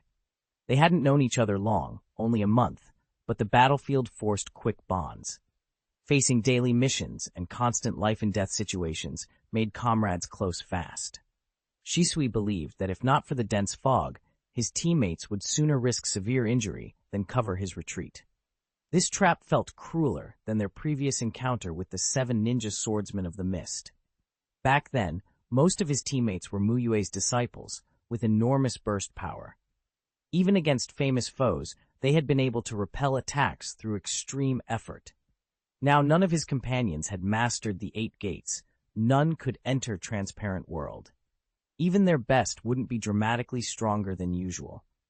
So despite the enemies not being renowned fighters, the situation was desperate. Then let me be the one they rely on. Shisui clenched his fists and a spark bloomed inside him. He was not arrogant, but he never underestimated himself. He was a genius, an Uchiha genius. At 8 years old, he already had the 3 Tomoe Sharingan and had a capable teacher who had taught him powerful secret jutsu. With all that stacked on him, he could be someone others could depend on. So the inner struggle ended. He couldn't accept calmly, taking the chance to flee that his squad was dying to buy. He wanted to save them. Memories surfaced, him asking teacher Mu Yue about the flame-breathing chakra mode, and his breathing changed. So this is the flame-breathing chakra mode. As the boundless power surged through his body, Shisui's expression settled back into calm. The flame-breathing chakra mode felt ineffable, like his body had become a furnace. The burning energy transformed into strength that flowed into his limbs and bones. A major breakthrough in a key secret technique would have been reason enough to be elated, but what thrilled Shisui more than the technique itself was that he now had the power to break the deadlock. Whoosh! Just as he prepared to test the flame-breathing chakra mode against the hidden mist, a fierce gale swept up out of nowhere. Eaves and dust stung the air, pebbles skittered. The sudden wind blew the dense fog aside, and everyone could see again. Shisui's eyes sharpened. This was a gift. He condensed chakra in his eyes. They turned blood red. What kind of weather is this? Why would such a wind come out of nowhere? A hidden mist jonin cursed under his breath, readying another attack, until he met Shisui's crimson gaze. His outstretched hand froze. "It's a Sharingan Genjutsu. Disrupt his chakra flow. Quick!" Another Mist Jonin yelled. Most Jonin knew how to dispel simple Genjutsu, but Sharingan Genjutsu was different and hard to break without help. The fastest way was to have a companion intervene. A hidden Mist Chuunin nodded and stepped up to assist, but Shisui was faster. With a soft whoosh, Shisui materialized by the pinned Jonin. Two shuriken with attached kunai flashed through the air and struck straight through him. What I lacked was a burst technique like flame-breathing, Shisui thought as he watched what he'd done. Before entering flame-breathing chakra mode, he probably wouldn't have had the time to kill that Jonin. The overall boost from the mode was enormous. Armament Haki, if he had mastered it, also gave a strong boost to raw power and defense. Yet Haki's burst felt one-dimensional. It amplified the body and existing techniques. An enemy with a numerical edge could still drag out a fight. Flame-breathing chakra mode, by contrast, improved multiple facets. It enhanced physical capability more than ordinary concentrated breathing, and crucially, it accelerated fire-release chakra transformation and strengthened fire techniques. Elemental jutsu requires converting chakra into a specific nature. Even a fraction of a second can matter. Flame breathing shortened that conversion. Faster movement plus faster casting, those improvements stacked together allowed Shisui to kill that Jonin. "What the? His movements are faster than before," the Mist Jonin muttered as he watched his companion die. "Kishima, forget him. Kill Uchiha Shisui first," he barked to the Jonin fighting Takagi Shinji. He had assumed one Jonin could hold Shisui while the rest finished off the others, but Shisui's sudden display told a different story. If they didn't eliminate Shisui first, their men might fall one by one. Kishima abandoned the wounded Takagi, handed two chuunin to hold him, and moved to encircle Shisui. Shisui's Sharingan scanned the field. Takagi was holding two hidden mist nin, Uesugi had two on him, Kobayashi and Miyashita Yuki each held off one. That left Shisui facing two Jonin and three chuunin jinin.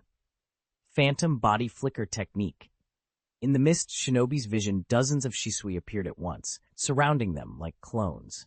A hidden mist chuunin lunged at the nearest Shisui with a kunai, but the resistance against the kunai felt like nothing more than air. He had stabbed a phantom. "These clones are fake," he shouted to the others, but at that moment another hidden mist chuunin collapsed, a kunai through his heart delivered by one of those Shisui figures. The two mist jonin glared at the shouting chuunin. The sight of so many Shisui was bizarre. Some seemed insubstantial, others were solid. Shisui seemed to be everywhere and nowhere at once, striking with kunai, shuriken, and taijutsu. The Jonin exchanged glances and formed hand signs for wide-area ninjutsu. Water release, great waterfall technique. Water release, water dragon bullet technique. Huge volumes of water surged out from the two Jonin, crashing down across the field, soaking every Shisui. Even the hidden mist chuunin searching for Shisui's real body were swept by the flow. Under the barrage, two solid Shisui were revealed. Kishima seized the torrent created by the great waterfall and drove it at the two solid forms. At that moment, however, a kunai stuck in the mud transformed into Shisui. Earlier, Shisui had used his clones as cover to transform one of them into a kunai and projected himself near Kishima, waiting for the opportunity. Fire release. Fire Dragon Flame Bullet formed seals and condensed chakra in his throat, converting it to fire release chakra. He let out one long breath of scorching flame. A wall of fire erupted, a small sea of fire that surrounded Kishima. The puddles and runoff from the great waterfall instantly vaporized. Kishima, commanding a water dragon, felt the heat and tried to abort his attack and dodge, but at such close range a broad, high-damage fire release was unavoidable. The fire engulfed him. He went up in flames and disappeared without a trace. The remaining Mist Jonin watched another of their Jonin die. Sweat pricked their foreheads and shock flooded their hearts. In a few minutes, Shisui had taken two real Jonin of the 5 great Shinobi villages, not fodder. The Mist Jonin instinctively took 2 steps back, a seed of retreat planted. Though they still outnumbered the Konoha group, losing 2 Jonin meant their advantage had been hollowed out. Defeat loomed. One Mist Jonin retreated toward Miyashita Yuki from Takagi's squad and barked, "Charge and kill him!" Two hidden mist ninja drew kunai and long swords and lunged at Shisui, while the jonin used body flicker to make distance. The cultivation gap between a jonin and two chuunin was huge. If those two could buy him time to escape, they were effectively givens to sacrifice. For Shisui, in flame-breathing chakra mode, killing a chuunin was like plucking something from his pocket. He dispatched one instantly. Still, the jonin's actions grated on him. He spoke desperate words yet abandoned his men to retreat, unacceptable. And the direction the jonin fled toward was where Miyashita Yuki was fighting. Shisui ignored the remaining chuunin and pursued. The mist jonin estimated Shisui's speed, gritted his teeth, and burst to extreme speed, racing to Miyashita's side. He held a kunai to her throat. "Uchiha Shisui," he hissed, avoiding looking up at Shisui's face. He stared down at Shisui's feet and threatened, "If you come any closer, don't expect your comrade to leave alive." He had no intention of meeting Shisui's eyes. He'd seen the Sharingan earlier and feared falling under its power. Instead, he opted for a hostage and retreat. Shisui didn't falter. He kept walking toward them. The jonin's grip tightened on the kunai at Miyashita's throat. He pressed the point forward and said through gritted teeth, "Do you think I won't kill her? If I can't escape, I'll take a few Konoha down with me." "Why didn't you bother to check carefully who you were holding hostage?" Shisui's quiet voice reached his ears. "When did you make the mistake of thinking you'd successfully taken my teammate? Am I under a genjutsu?" The jonin's face drained of color. He had looked at the Sharingan during the fight. Just as he wanted to call for his companion to check his chakra, a pair of blood-red eyes suddenly filled his vision. Shisui had squatted down. Normally, even squatting would make eye contact difficult with someone looking down, yet the jonin was an adult, and Shisui was only 8 years old. Chapter 449, Shisui the Body Flicker. From any outside view, the Mist Village jonin froze in place, just long enough for Miyashita Yuki, whom one of them had been holding hostage, to wrench herself free. The next instant, shurikens sliced through the air. Whoosh! Whoosh! Several flaming shurikens struck the Mist jonin, cutting through them. By the time the smoke cleared, all 3 jonin were dead. The remaining hidden Mist Shinobi on the field stared in horror. Their will to fight collapsed. Before the fight, not a single Mist ninja had expected this outcome. They had sent 3 jonin and 9 chuunin and genin, already an elite detachment, against an ordinary Konoha squad plus 1 genius. Logically, they should have won. Instead, it had been a rout, all 3 jonin annihilated. Even Shisui's teammates were stunned. This is what a true genius looks like. Takagi Shinji breathed, a surprised smile breaking over his face. He had been prepared to sacrifice himself, but he hadn't realized Shisui had been holding back so long. If he'd truly unleashed himself, his strength had been far beyond anything Takagi had imagined. If Shisui's this strong, then how strong must Metkai be, rumored to be even stronger? Takagi estimated that all the hidden Mist Shinobi there together might be no match for Metkai alone. "You were incredible today," Uesugi Toru said, awed. Judging by Shisui's performance now, their earlier spar had not been a mere half measure. Shisui had been holding back a lot. Had he gone all out then, Uesugi might have been finished. Quick-witted and unbelievably strong, he's perfect, Miyashita Yuki blurted, still trembling. She had thought she was going to die. She hadn't expected to be saved. If she were more romantic, she might have already started picking baby names. Instead, she felt nothing but utter safety around Shisui as a teammate. Kobayashi Kenji, more badly injured than the others, let go of the stone that had been suffocating him all battle long. The goddess of victory had smiled on their squad. After killing the last Mist jonin, Shisui didn't linger. He exited his flame-breathing chakra mode, then turned his attention to a hidden Mist chuunin who was still fighting Kobayashi and slipped a genjutsu over him. Kobayashi seized the opening that Shisui had created, turned the tide, and severely wounded that chuunin. The other Mist chuunin realized the fight was lost and tried to flee, each using their unique skills to escape. Takagi and the others cut down 1 fleeing shinobi and wounded 2 more, then stopped pursuit. Shisui didn't press it. "Let's retreat." "I can't keep fighting," Shisui said without delay. Flame-breathing chakra mode was powerful, but it was enormously draining. He'd also been using his Sharingan continuously. His body had reached its limit. If he hadn't been forced to stop, he would have kept fighting, and it was precisely because he'd used his Sharingan to support his teammates that the outcome had been reliable. It would have been simpler to have done it himself, but that was not the point. Takagi nodded, slung Shisui over his back, and retreated fast with his students. Mu Yue's shadow clone, which had been watching in silence, followed as well. It hadn't been ordinary wind on the coast. No normal breeze could have dispersed a Jonin-level hidden mist technique. Mu Yue had used wind release to blow away the thick fog. The hidden mist technique was an excellent jutsu for restraining the Sharingan. If Mu Yue hadn't intervened, even with flame-breathing chakra mode, Shisui wouldn't have achieved what he had. Back at camp, Takagi immediately reported the encounter to Orochimaru. Orochimaru both investigated other squad situations and made Takagi's squad an example. While their achievement couldn't match Mu Yue's encounter with Haku, Takagi's team had still triumphed over a superior force. Ordinary squads couldn't always be fortunate enough to get help from someone like Mu Yue. Takagi's squad became a model of self-reliance. Orochimaru also focused publicity on Shisui because of his Telefield performance and his association with Mu Yue.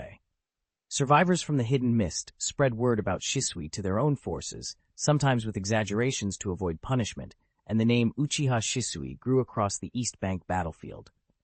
At first, the epithets were chaotic, flame demon, illusion eye, but driven by Shisui's spectral, expert use of the body flicker technique, a unanimous title formed, Shisui the Body Flicker. Konoha Hospital. Metkai, fully recovered, finished his discharge paperwork and stepped outside. He looked up at the clear blue sky, raised an arm and declared, "What a perfect day for a battle. My best friend must be itching to spar with me. Youth is about to burn." He thought of what Obito had told him and strode toward Kakashi's house, eager to share his rock-breathing chakra mode. Just as he reached the doorstep, the door opened and Kakashi came out. "Yo, Kakashi! What a coincidence!" Metkai called, laughing. Kakashi gave him a flat look. "You call meeting me on my doorstep a coincidence? Spare me the details. Let's have an intense, exciting battle. Youth shall blaze." Metkai gave a thumbs up, practically vibrating with enthusiasm. "Compared to what I'm about to do, a spar is trivial." Kakashi refused outright. He had no confidence now against Metkai and didn't want to get pummeled. Metkai's expression fell. "More important than sparring? Kakashi, when did you get an incurable disease? Don't give up. We'll go see Lady Tsunade." Kakashi exhaled, exasperated. He was only going out to buy groceries. How did that become an incurable disease? "Metkai, maybe spend less time with Obito. Your reasoning is unusual," he advised. Metkai scratched his head in confusion. He didn't see the connection between the two remarks. "If you've nothing else to do, go home. I'm going grocery shopping," Kakashi said and started to leave. "What? Grocery shopping is more important than fighting?" Metkai's eyes widened in disbelief. Kakashi paused and nodded. "Yes, buying groceries trumped being abused." "How can buying groceries be more important than fighting?" Metkai protested. "It depends on timing," Kakashi said simply. He'd seen what rock-breathing chakra mode plus the 8 gates could do. He'd watched the combined effect firsthand. The gap between them was too large. A spar would be meaningless and only serve as punishment for Kakashi. "But my best friend, didn't you tell Obito you wanted to fight me at full power?" Metkai stammered, bewildered. This was the opposite of the scene he'd imagined. A delighted Kakashi accepting his challenge and the two of them fighting for 300 rounds. "I'm not looking forward to that," Kakashi said mercilessly. "Who would be?" Metkai scratched his head again, puzzling over Obito's words. Kakashi's eyes narrowed. The key detail was Obito's involvement. "What did Obito tell you?" he asked. "Before your promotion to Jonin, everyone gave you a gift. We gathered to discuss it, and Obito said you wanted to fight me at full power," Metkai explained, trying to remember. Kakashi pieced it together. Someone had stirred things up. "Metkai, you might have misremembered while you were recovering. I never said that. Maybe Obito wanted to fight you himself," Kakashi suggested. "Is that so?" Metkai sounded unconvinced. If his head wasn't injured, how could he misremember? "Would I forget what I said?" Kakashi countered. "My best friend's explanation makes sense too," Metkai said, less certain. "Why don't we just ask Obito?" Kakashi proposed. Metkai brightened, said goodbye, and went straight to Obito's house. Kakashi went off to buy groceries. Obito, hearing the question, inwardly cursed Kakashi for being so sly with blame-shifting. But Obito didn't want the fight either. He didn't want to be blamed for encouraging Metkai into a brutal spar. He fumbled an apology. "Maybe I misremembered. I'm sorry, Metkai," he said with a sheepish grin. Better this than sending Metkai back to Kakashi. Metkai, chastened, but still refusing to waste the fine weather, used the time for a day of intense training. The next day was Metkai's Jonin assessment. Unlike Kakashi's exam, there were only 2 candidates this time, Metkai and one other, and the practical examiners were Hyuga Hiyashi and Mimurabe Ketsu. With so few Jonin available, and even fewer qualified to assess, Hiruzen had arranged what he could.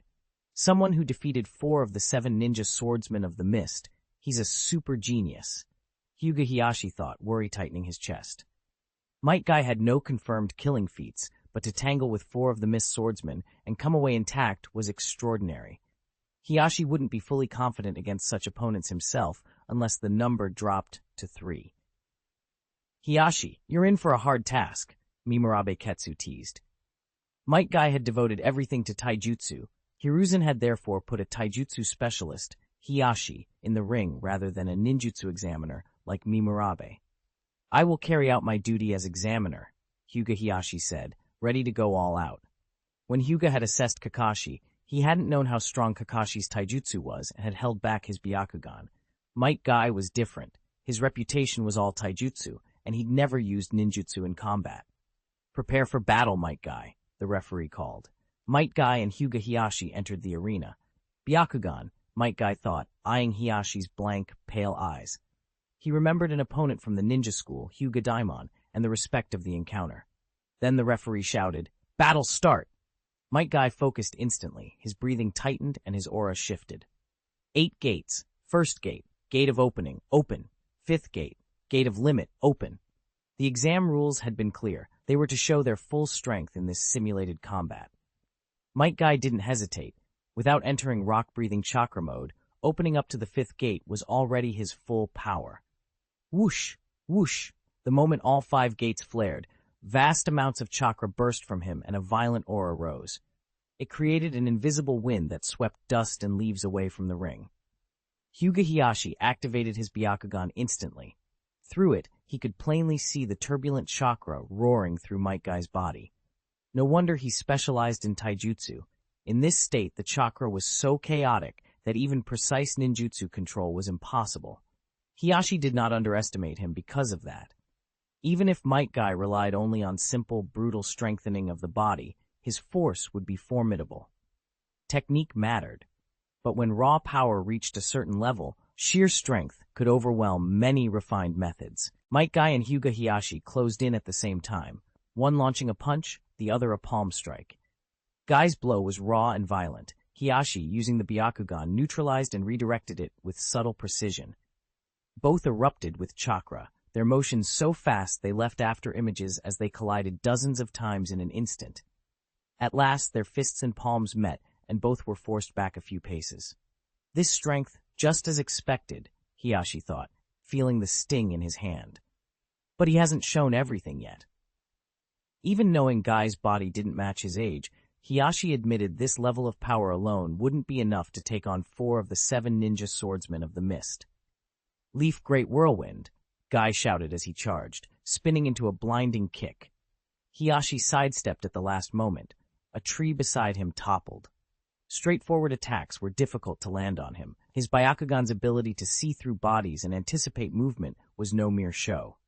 Only an attack too fast for his body to react could catch him. That confidence, combined with the Hyuga's absolute defense, was why Hiyashi trusted he could face multiple swordsmen. Seizing an opening, Hiyashi gathered chakra in his palm and aimed a gentle fist strike at Guy's chakra points. Guy, mindful of Kakashi's use of similar vision-based techniques, raised his arm in time and blocked, but Hiyashi's palm still hurled him across the field. "What a fine opponent," Guy laughed, exhilarated. "I was saving this for Kakashi, but since he won't fight me, I'll try it on you." Normally he'd use Leaf Dragon God again to probe Hiyashi, but Guy hadn't fought in over a month and was itching to feel rock-breathing chakra mode again. Taijutsu masters like Hiyashi were a rarity, and Guy wanted to fight. Rock-breathing chakra mode, activate, he roared. Guy clenched his fists and focused his breathing to the extreme. With each breath, his body shifted, stronger and stronger. This was his second time entering rock-breathing chakra mode.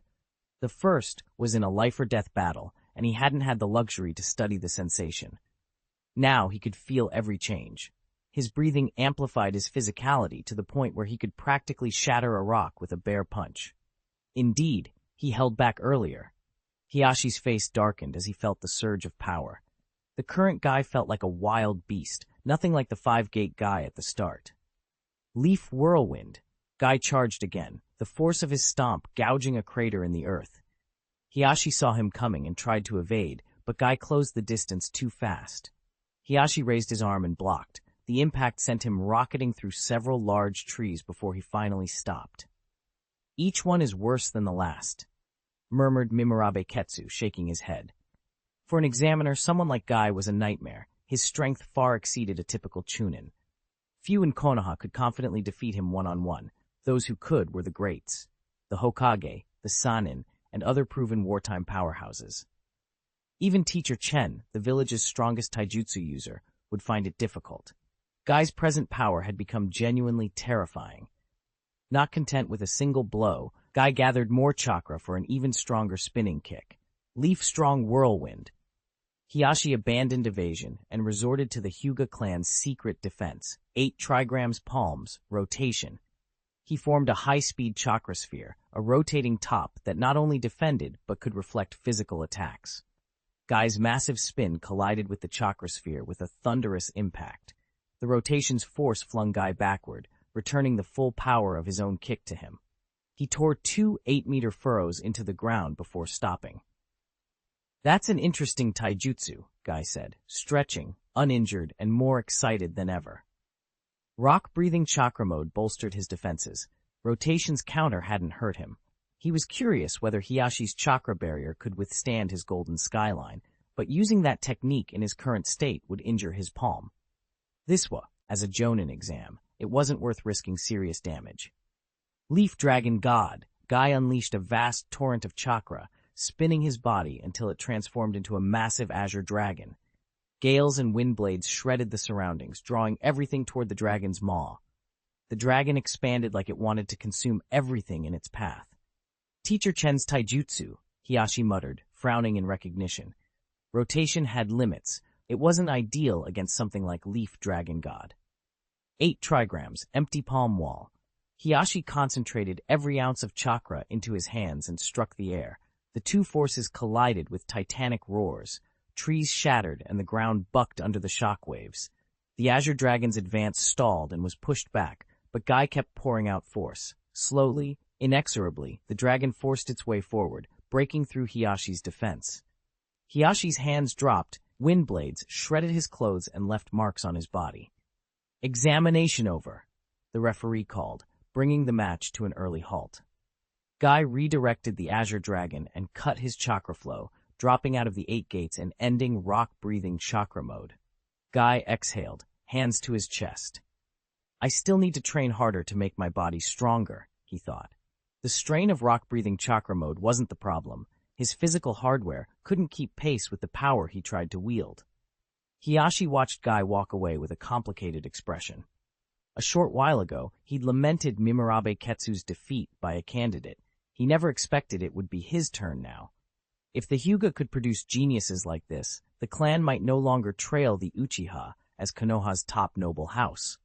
Both clans were high-tech bloodlines and often compared, but the Uchiha were certainly stronger historically. Still, the Byakugan offered its own strategic value. It could grant an entire squad extended vision, almost a full map awareness, whereas the Sharingan primarily empowered the individual who bore it. If this generation can't do it, maybe the next will, Hiyashi decided. He resolved to be strict with his descendants, to cultivate geniuses like Kakashi and Guy. The practical portion of the exam had been a blast for Guy, but the afternoon's theoretical test crushed him. He recognized all the characters on the paper, but together they made no sense. He'd rather face the 4 swordsmen again than those questions. Still, Determined to get his qualification, he filled out the test carefully. He couldn't be certain how many answers were correct, but he completed the whole thing. As expected of my best friend, he beat the practical, but the theory. Guy sighed as he left the exam room, exhausted by the written portion. Becoming a jonin meant studying and memorizing an enormous amount. The results came back quickly. Your practical skills are excellent, almost perfect, but your theoretical knowledge is lacking. Your overall score is insufficient for promotion to jonin, the reporting ninja said gently. Haha, just like I thought, Guy scratched his head. He'd never been good at theory. There will be a makeup exam. Keep studying and you could still be promoted, the ninja offered. In truth, with Guy's theoretical score, passing would be a stretch, but saying that bluntly would be cruel. And Guy didn't strictly need the exam route. With his battlefield achievements, a few more merits would secure promotion. Since I failed this time, there's nothing I can do. I'll try harder next time, Guy told himself. That day, Kakashi and Obito came to see him. Guy, you didn't get promoted either? Obito asked the moment he walked in. He wasn't being malicious. If Guy had passed and Obito had failed, it would have been awkward. The three of them had all taken the exam. He didn't want to be the only one left out. Obito, you really know how to speak, Kakashi muttered, exasperated. Guy took it in good humor and nodded. They said my theoretical score was too low. I'll study for the makeup. Obito draped an arm around Guy's shoulder, grinning. Failing wasn't so bad if you had a brother to fail with. This theoretical exam is unreasonable. When we're high-ranking officials, we'll abolish it, he declared theatrically. If we're high-ranking officials, who will be giving exams? Guy said honestly. Obito blinked, realizing that if he became an examiner, he wouldn't be tested himself. He amended his proclamation. Then let's make the exam even harder, so Konoha's ninja truly are the elite. Kakashi looked at him with thinly veiled scorn. You're something else, he said. Let's talk future politics later, Kakashi cut in. He hadn't come to watch Obito turn into a caricature of himself. He'd come to talk about returning to the battlefield. Chapter 451, Kakashi's Promotion Gift. Since everyone has fully recovered, it's time for us to return to the East Bank battlefield, Kakashi announced. There was no emergency transfer order. This was his idea. They were all alive and well now, but Kakashi hadn't forgotten the bleak future he'd seen. Lord Mu Yue missing, Minato dead in the Nine-Tails rampage, Rin and Obito gone before Naruto's childhood. To prevent that future, they needed to grow stronger, and war was the quickest forge. War was dangerous, but it tempered people. Kakashi grudgingly admitted that. He still found it hard to imagine Lord Mu Yue dying unnaturally. After all, he'd mastered many breathing techniques, the armament hockey secret art, and flying thunder god. What sort of enemy could take him down? With so little useful information, Kakashi couldn't analyze the threat. The only thing he was certain of was that the weak would hold Lord Mu Yue back. Obito listened, his face sobering. He didn't want to die before Kakashi, didn't want Rin killed, and certainly didn't want to see Lord Mu Yue taken from them. I have no problem, Metkai said readily. He simplified things. If 5 gates plus rock-breathing chakra mode wasn't enough, he'd trained to reach 8 gates plus rock-breathing chakra mode and armament hockey. After long, grueling training and Mu Yue's guidance, Metkai had mastered the prerequisite for armament hockey, yin-release chakra nature transformation, and had begun working on armament hockey proper. But compared to how long it had taken Kakashi and the others, Guy's path wouldn't be easy.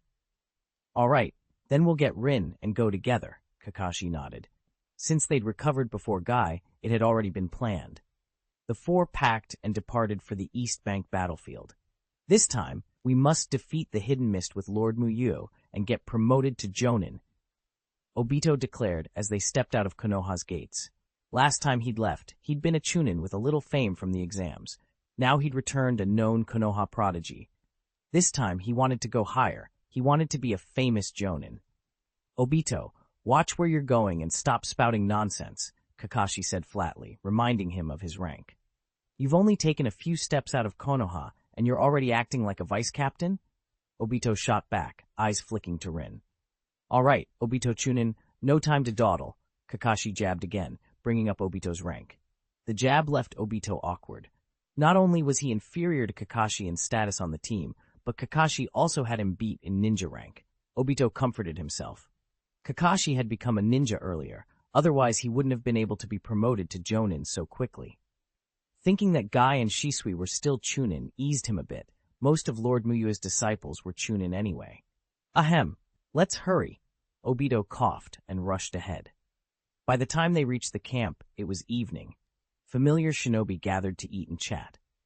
Our Konoha really is thriving. Leaders like Lord Minato and Lord Mu Yue, geniuses like Metkai, the green beast of Konoha, and Shisui, the body flicker, one ninja exclaimed. The ninja world was in turmoil, with Konoha fighting 3 major villages at once. That should have caused worry, but Konoha's steady stream of growing powerhouses made its shinobi optimistic. Isn't it terrifying? I heard Uchiha Shisui is only 8 years old this year.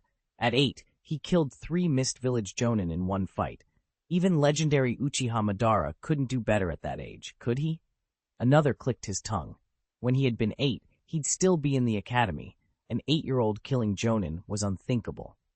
Kakashi Hatake is very strong too. He killed Suikazan Fuguki, one of the 7 ninja swordsmen of the Mist.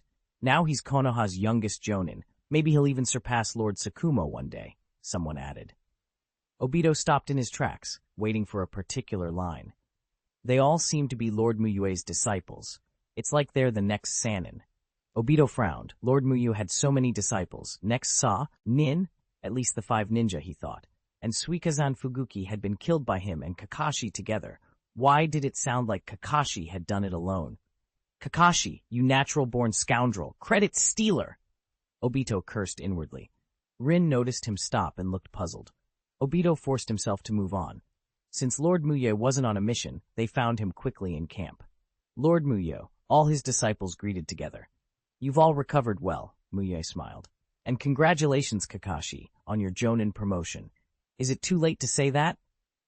Kakashi cracked a small smile. Not at all, Lord Mu Yue. Didn't you congratulate me earlier? Mu Yue was deputy commander of the battlefield. His responsibilities kept him tied to the field. Kakashi didn't mind holding the congratulations in his heart. Well, whether early or late, don't think about that now. Look forward to the promotion gift I have for you. You won't guess what it is. Mu Yue said mysteriously. That made Kakashi curious.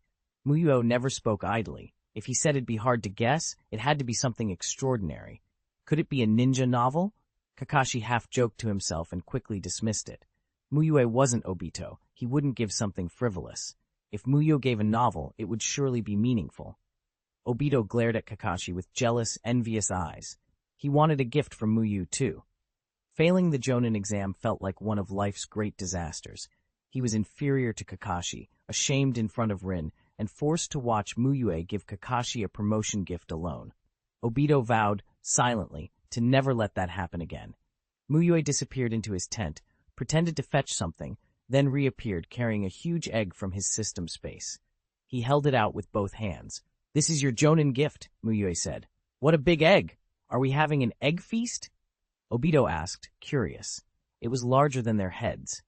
Before anyone could make a joke, Mu Yue tapped Obito lightly on the forehead with a crisp sound. This isn't for eating. It's an egg that will hatch a nin beast, Mu Yue explained, withdrawing his finger. So nin beasts hatch from eggs? Obito rubbed his forehead, pleased to learn something new. Kakashi just stared. Obito, he thought, deserved to flunk the Jonin exam. It depends on whether a species is oviparous or viviparous, not whether it's a nine beast or a common animal, Kakashi said matter-of-factly. To him, the difference between nin beasts and ordinary animals was similar to that between ordinary people and shinobi. There were special aspects, but most biological rules still applied. What type of nin beast is inside? Kakashi asked after studying the egg for a few moments. Biology class hadn't taught him how to identify species from an eggshell. You'll know when it hatches, Mu Yue replied. But I can tell you this one is very strong, with enormous growth potential. With careful training, it will be a great help in battle. Mu Yue kept his tone mysterious, partly because he really didn't know which Pokemon would hatch, and partly because, based on system behavior, he suspected it would suit Kakashi. Maybe a ground or electric type, similar to Kakashi's chakra affinity, maybe water type for combination ninjutsu, or something that could complement sword techniques. Very strong. Kakashi tightened his hold on the egg. For a ninja, a potent nin beast could be more valuable than a secret technique. A bird? Kakashi guessed aloud. Birds were oviparous, but he hadn't heard of many powerful bird nin beasts. You gifted a Pokemon egg to your disciple. Due to the disciple's immense gratitude, you received a huge reward burst, acquiring ninjutsu, Kirin, mastery level. Maybe because it had been a while since they'd seen each other, and because of Mu Yue's generous present, Kakashi felt a small surge. He'd gained a mastery-level S-rank lightning release technique. Mu Yue hadn't offered Enma. He believed Kakashi couldn't safely wield the cursed blade yet. Using it now would be risky. The most suitable users for Enma were those with vast chakra reserves, someone like Nagato who could feed it endlessly.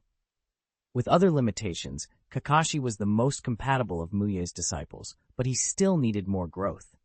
While Enma could cut and absorb chakra, growing stronger with each cut and not entirely depending on its wielder, it required a large initial chakra pool and the ability to absorb enemy chakra reliably. Given Kakashi's current need to conserve chakra for multiple techniques, Mu Yue decided to hold off on Enma until Kakashi reached the next stage. Lord Mu Yue, when I was coming over, I heard someone mention Shisui the body flicker. What's that about? Obito asked, trying to bury his disappointment and redirect his curiosity. Shisui's battlefield fame shouldn't have outshone him so much, Shisui had to explain. Shisui, returning from a mission and overhearing, replied, "It's nothing. I've just been on a lot of missions, and a nickname stuck." Obito's face twitched. He wanted a cool nickname, too.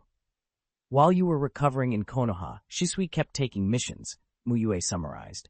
Once he was trapped deep in enemy lines, but he relied on his strength, killed 3 Mist Village Jonin in succession, and escaped. Hearing that, a green seed of regret sprouted in Obito. He regretted going back to Konoha, failing the Jonin exam, and letting his relationship with Rin stagnate. Meanwhile, Shisui had used the time to build a reputation. It felt like a friend studying during summer while he chased after a girl. He got no girl, and his friend got the top grades. It's in the past. Once I start missions again, I'll catch up, Obito muttered to himself, desperately optimistic. Mu Yue then briefed Kakashi and the others on the latest battlefield intel and reassigned Shisui to Kakashi's squad. Shisui had no objections. Though he got along with Uesugi Toru and the others, Kakashi's team mattered more. As teammates who'd shared life-and-death fights for over a month, Shisui took time to explain the situation and say goodbye to Takagi Shinji's squad. Lord Mu Yue, Kakashi said before they left. Obito's upset. He failed the Jonin exam for lack of theoretical knowledge. He wants some challenging test papers to improve his written exam skills. He wants to be both intelligent and brave. Obito's face flushed.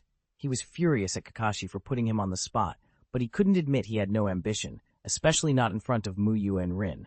Oh, is that so? Mu Yue smiled, glancing at Obito. The idea of Obito voluntarily asking for hard tests seemed as likely as Black Zetsu surrendering. Kakashi had to be winding everyone up. I do have ambition, Obito insisted, hands trembling slightly. He cursed Kakashi inwardly. If he denied it now, he'd look like he only wanted to be a brawler, not a thinking Jonin. Actually, on second thought, my earlier mind was immature. Lord Mu Yue is the battlefield's deputy commander and very busy. I shouldn't burden him with small matters, he added, trying to sound considerate. Kakashi raised an eyebrow. When it came to this, Obito's mental gears were well oiled. He'd come up with a sincere-sounding escape. With Obito framing it as being considerate of Mu Yue, Kakashi couldn't argue. It's fine. For an experienced teacher, it's nothing. I'll prepare some test papers to help you improve, Obito, Mu Yue said with a smile. Kakashi found himself smiling too. He rarely did, unless he really couldn't help it. Obito stood frozen for a moment, a sad, almost hollow look on his face. Then he shook it off and moved with the others, already plotting how to make himself stronger. Chapter 452, Metkai Jonin Rewards. Captain Takagi, thank you for taking care of me for over a month, Shisui said, as he found Takagi Shinji's squad to tell them he was leaving. A ninja would have explained it to them sooner or later, but Shisui felt it was right to say it himself. These were comrades who had faced life and death together. It's not about taking care of you. We should be thanking you, Takagi replied with a smile. If Shisui hadn't cut down those 3 jonin from the hidden mist so decisively, they all would have died in that trap. Takagi had already expected Shisui would move on. Shisui had only been temporarily assigned to the team, and besides, he was far too talented to stay long. In wartime, age means nothing. Strength determines responsibility. Everyone, please take care of yourselves and be extra careful on missions, Shisui said with a faint, humble smile, looking each of them in the face before he left. War strips away complacency. During his time on the battlefield, he'd seen blood and death up close. No one was immune, from the weakest genin to an elite jonin. They might still joke together now, but a week, a month after the war, who could say how many would remain? You too, Shisui. You're stronger than most of us, but your missions will be far more dangerous, Kobayashi Kenji warned. You can come find us when you're free. We may not be on the same squad anymore, but we're still comrades, Miyashita Yuki said earnestly. I'll train hard and surprise you next time we meet, Uesugi Toru added in his own way. After farewells, Shisui rejoined Obito to form an elite squad for missions. This time Shiranui Genma and Ebisu weren't with them. Kakashi's team was only Kakashi, Metkai, Shisui, Obito, Rin Nohara, and 2 others. It wasn't that Kakashi disliked Ebisu's strength. Teacher Chen had arrived at the front and taken Genma and Ebisu for brutal training to raise their strength, so they were temporarily unavailable. Because Kakashi had been promoted to Jonin and Rin to Special Jonin, and their abilities were recognized, the squad gained permission to accept S-rank missions. Just returned to the battlefield, Kakashi didn't dive into the highest difficulty immediately. He chose a tough A-rank mission first. Ranks can hide wide differences. An A-rank job paying 990,000 ryo is a different beast from one paying 150,000. S-rank varies even more.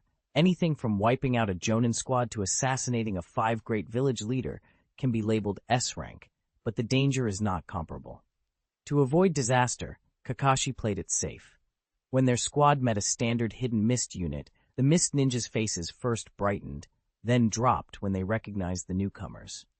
Konoha's green beast Metkai, Shisui the body flicker, Kakashi, son of the White Fang. The hidden mist Jonin had been warned. High bounties and rewards were set for members of Kakashi's team. But you had to be alive to collect that money, and they weren't confident they would be.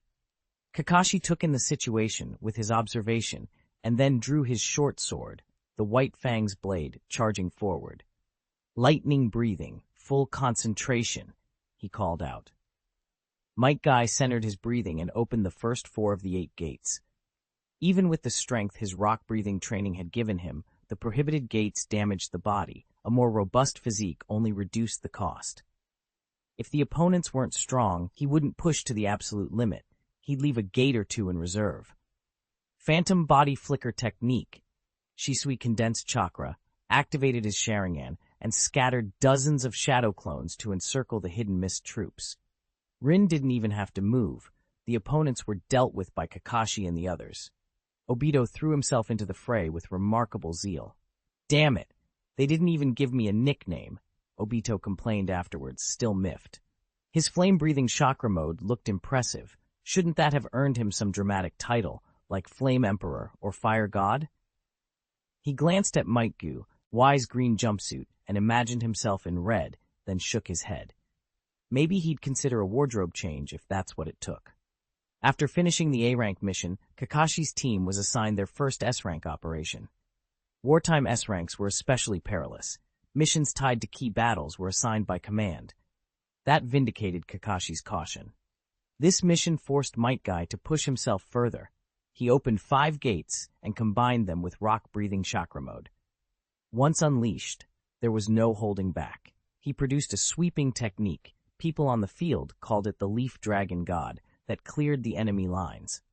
Metkai's ferocious return to form pushed his battlefield reputation even higher, establishing him as the strongest young genius recognized by both the Hidden Mist and Konoha on the East Bank front.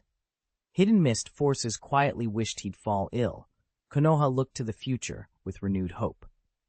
As Metkai's renown and battlefield achievements mounted, Orochimaru included suggestions for promotions in his reports. He proposed promoting all the chuunin in Kakashi's squad directly to jonin, partly because they'd earned it, and partly to curry favor with Lord Mu Yue. As a frontline commander, Orochimaru could only suggest the final call belonged to the Hokage and Konoha leadership. Hiruzen Sarutobi weighed it carefully. He didn't accept Orochimaru's broad proposal, but he didn't shut it down either. He directly promoted Metkai, the member with the greatest merits and strongest ability, to jonin, and placed Shisui under jonin consideration, allowing him to begin his evaluation immediately after reporting.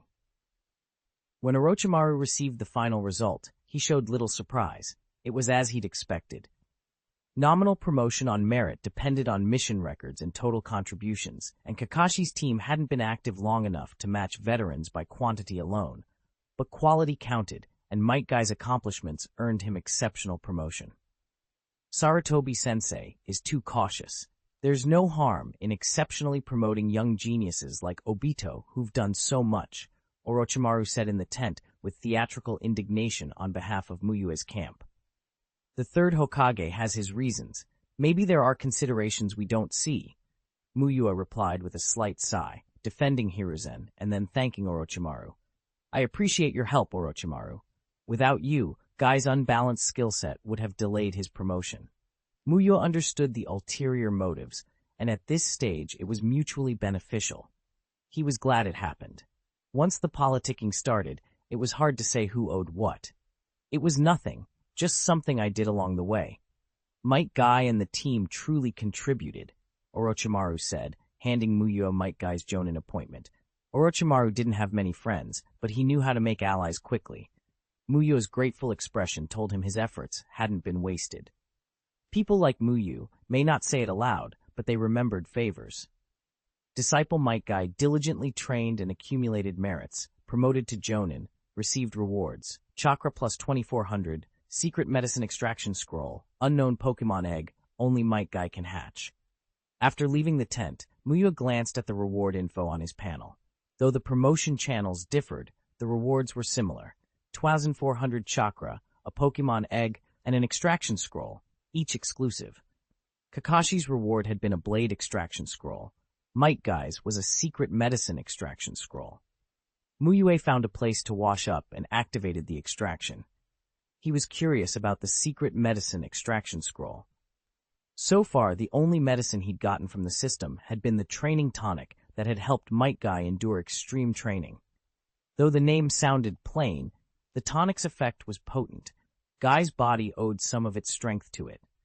The training volume Mu Yue put Guy through was even more brutal than in the original timeline. Without the tonic, a body alone couldn't withstand such intensity. When Mu Yue confirmed extraction, a giant roulette appeared. Besides the Hokage main body secret medicine he knew, he also saw elixirs from memories of his previous life. Then the system gave him the results. Secret medicine extraction scroll consumed, obtained reward, repair secret medicine. Repair secret medicine. Upon consumption, the body undergoes rapid repair. The first pill taken within 24 hours has the best effect and no side effects. The second pill has half the recovery effect and no side effects. The third pill matches the second's effect, but causes some loss of vitality. 3 pills appeared in Mu Yue's inventory, along with the formula and production experience for the repair secret medicine in his mind. He confirmed that all required ingredients existed in the Naruto world, though some were rare and precious. Mu Yue activated his Byakugan, used Flying Thunder God to teleport around, and captured a squad of hidden mist ninja. He didn't intend to maim himself to test the medicine. This was for serious injuries, so he brutalized the captured ninja instead. He broke their joints and shattered bones with palm strikes until they collapsed. Then, he forced a pill into one's mouth and watched through his Byakugan. As the medicine dissolved, a surge of life force flared through the man's body. Broken bones knit back together as if nothing had happened. The near-death, bloodied ninja came back to life with color returning to his face. Mu Yue raised an eyebrow. For internal injuries of that severity, even Tsunade might stabilize them, but not fully regenerate everything. This repair secret medicine performed something like a one-time mitotic regeneration. He'd considered testing whether it could regrow severed limbs, but the system had only given him 3 pills. Using 2/3 for experimentation felt wasteful. He made a decision. One for Guy and one for Rin. Mu Yue decided. He wouldn't keep them for himself. With his strength, if he faced an enemy who could severely cripple him, a second life wouldn't guarantee victory. This medicine repaired injuries, but didn't restore chakra. Giving the repair secret medicine to Metkai would prevent permanent damage if Guy pushed past his limits with the gates and rock breathing mode.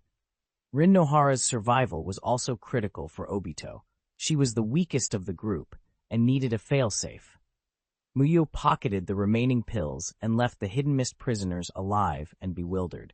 The repair secret medicine's power already changing the balance of what could be risked on the battlefield. After a quick test of the repair elixir's effectiveness, Mu Yue hurried back to the camp and found Metkai and the others. Kakashi and the rest were on a break after finishing a difficult S-rank mission, so they weren't currently taking assignments.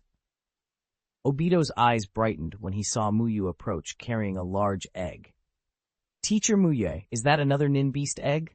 Obito asked, curiosity and envy in his voice. Mu Yue had already given Kakashi a nin beast egg before and had emphasized its potential, something that still rankled Obito. He wanted a powerful, cool nin beast of his own, partly because he hated the idea of Kakashi having one and him not. If he were as strong as Kakashi but lost because Kakashi had a nin beast, Obito would explode. "It's hard to say how powerful it will be," Mu Yue replied after a moment's thought, "but it won't be bad." There were too many uncertainties with unknown eggs. They could become anything from a Dratini to a Caterpie. While answering Obito, he acknowledged the other's greetings, then approached Metkai and handed him a new ninja identification scroll. Metkai didn't react at first. When he saw Jonin listed under rank, he couldn't hide his joy. It was an unexpected delight. Not long ago, he'd failed the Jonin assessment on theory, but now, inexplicably, he'd been promoted. "What's got you so happy?" Obito moved closer, watching Guy beam with excitement. "Did your ID fall off during a mission? Did Mu Yue just fix it?" Obito's expression froze when he read the rank. His mouth dropped open, disbelief all over his face. "This can't be right. Jonin?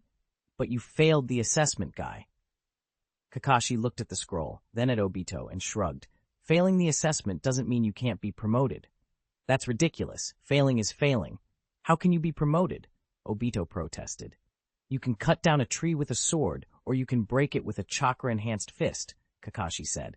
"Passing the Jonin test isn't the only path to promotion." Obito glanced at Mu Yue, still hoping Mu Yue's explanation would settle it. Mu Yue nodded and confirmed Kakashi's words. Guy's merits were recognized by the third Hokage. He was specially promoted to Jonin. Guy puffed out his chest with pride. He was now a ninja recognized by the Hokage. If he could keep being Mu Yue's strongest disciple, it would be a big step toward becoming the best in Taijutsu.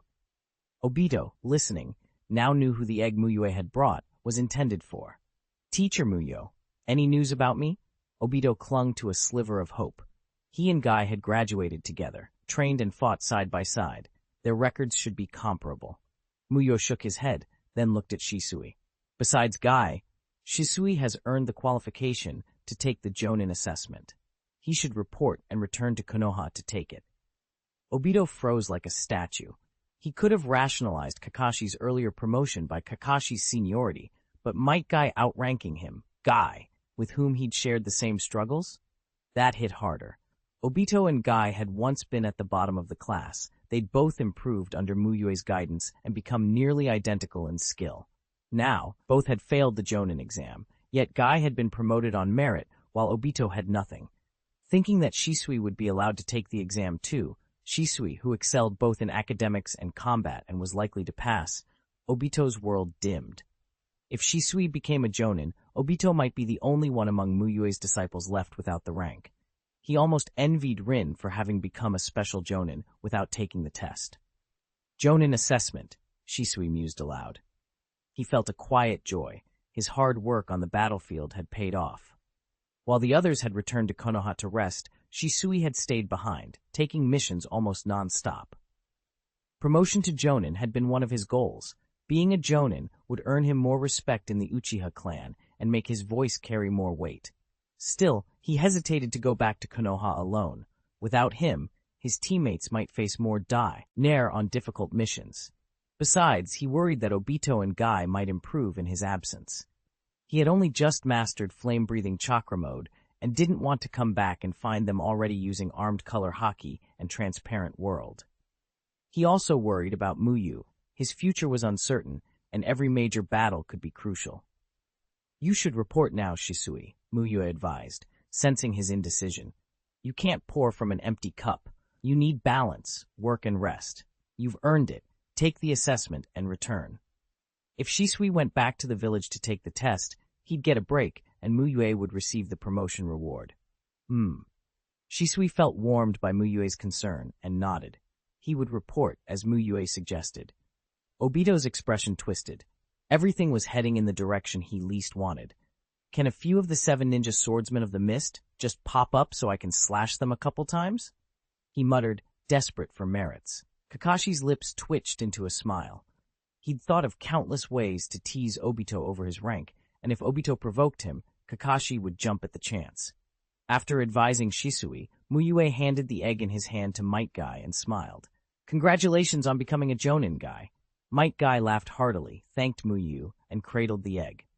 Standing nearby, Kakashi felt a sour sting as Obito muttered about nin beasts being unremarkable and not his thing. "Be careful with that egg. It's fragile," Rin warned. Might Guy's excitement could make him clumsy, and Rin worried he might accidentally crack it.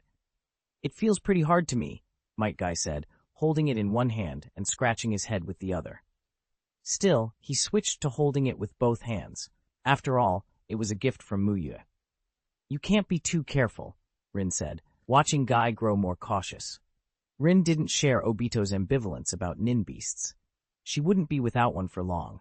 She was set to receive a nin beast from Shikatsu Forest, one of the 3 great holy sites, if she passed Tsunade's assessment. Tsunade had promised to take Rin as an official disciple and arrange a blood contract with the forest. Tsunade's assessment wasn't a fight to the death. It was a test of specific medical knowledge. Rin felt confident in that area. She didn't match Kakashi and Obito in combat, but she excelled in medical study. Besides, Kakashi and Guy had become full Jonin. She was already a special Jonin, but Mu Yue likely wanted to wait until she was an official Jonin before presenting a gift. As Guy accepted the egg, a reward notification flashed on Mu Yue's panel, and an unexpected surge of gentle fist training experience flooded his mind. "You gifted your disciple a Pokemon egg. Due to the disciple's immense gratitude, a great critical reward was triggered, granting you Gentle Fist Mastery." Mu Yue had at first assumed the reward was simply the basic Gentle Fist. After sorting through his memories, he realized mastery-level techniques, 8 trigrams, 64 palms, and rotation had been included. Had he gained Gentle Fist Mastery when he first acquired the Byakugan, he would have been thrilled. Now, though, its place felt awkward. Gentle Fist was the Hyuga clan's inherited taijutsu and a crucial part of Konoha's taijutsu system. It attacked an opponent's chakra network and internal organs directly. Even the strongest shinobi could be fatally wounded by it because internal organs weren't something you could train like muscles. But Mu Yue already wielded armed color hockey and multiple breathing technique chakra modes. His raw attack power was overwhelming. The enemies he could kill with Gentle Fist, he could usually kill by other means with only a bit more chakra. Nevertheless, mastery was mastery. After giving Guy the reward, gold, and the repair elixir, Mu Yue instructed Might Guy and Rin to keep the elixir safe and use it only for severe injuries.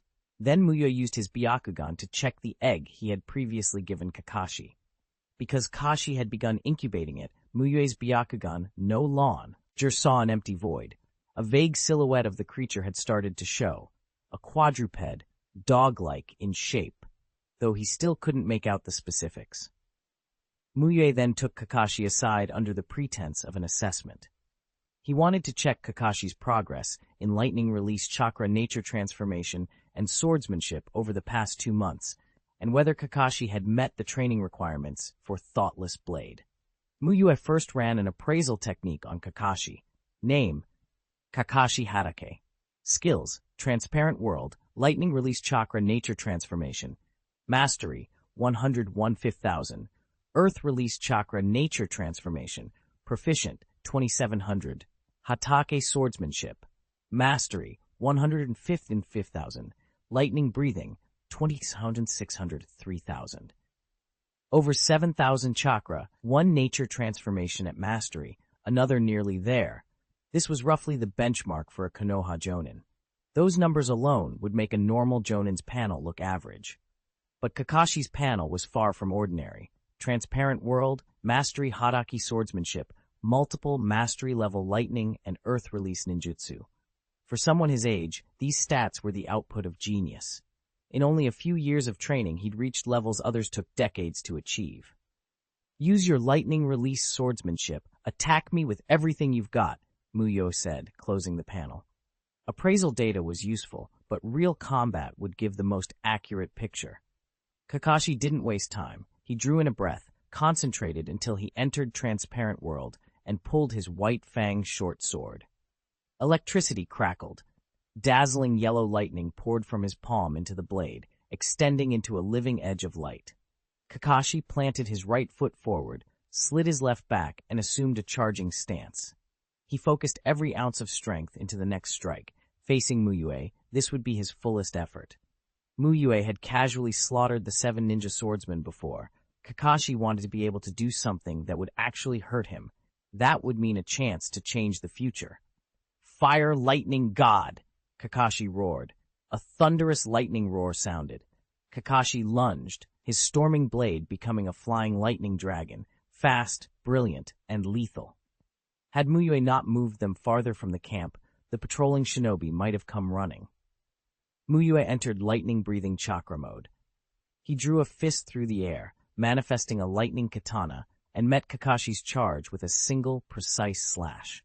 Thoughtless blade could be used in many ways. Using Enma directly would be stronger, but Mu Yue needed only enough power to test Kakashi, not to cut him apart.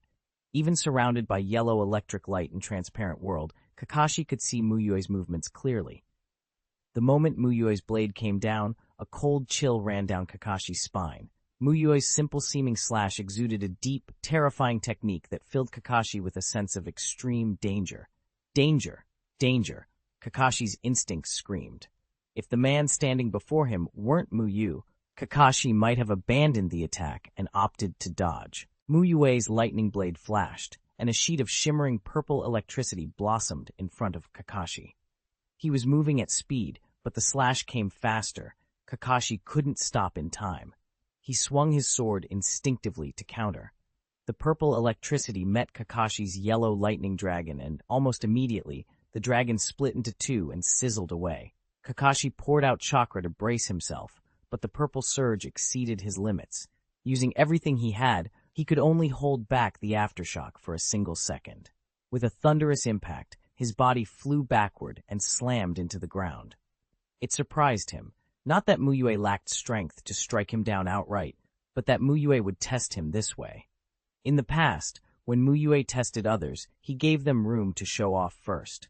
A direct attack from Mu Yue could end a fight instantly, and that wouldn't reveal much. Kakashi pushed himself up and looked around.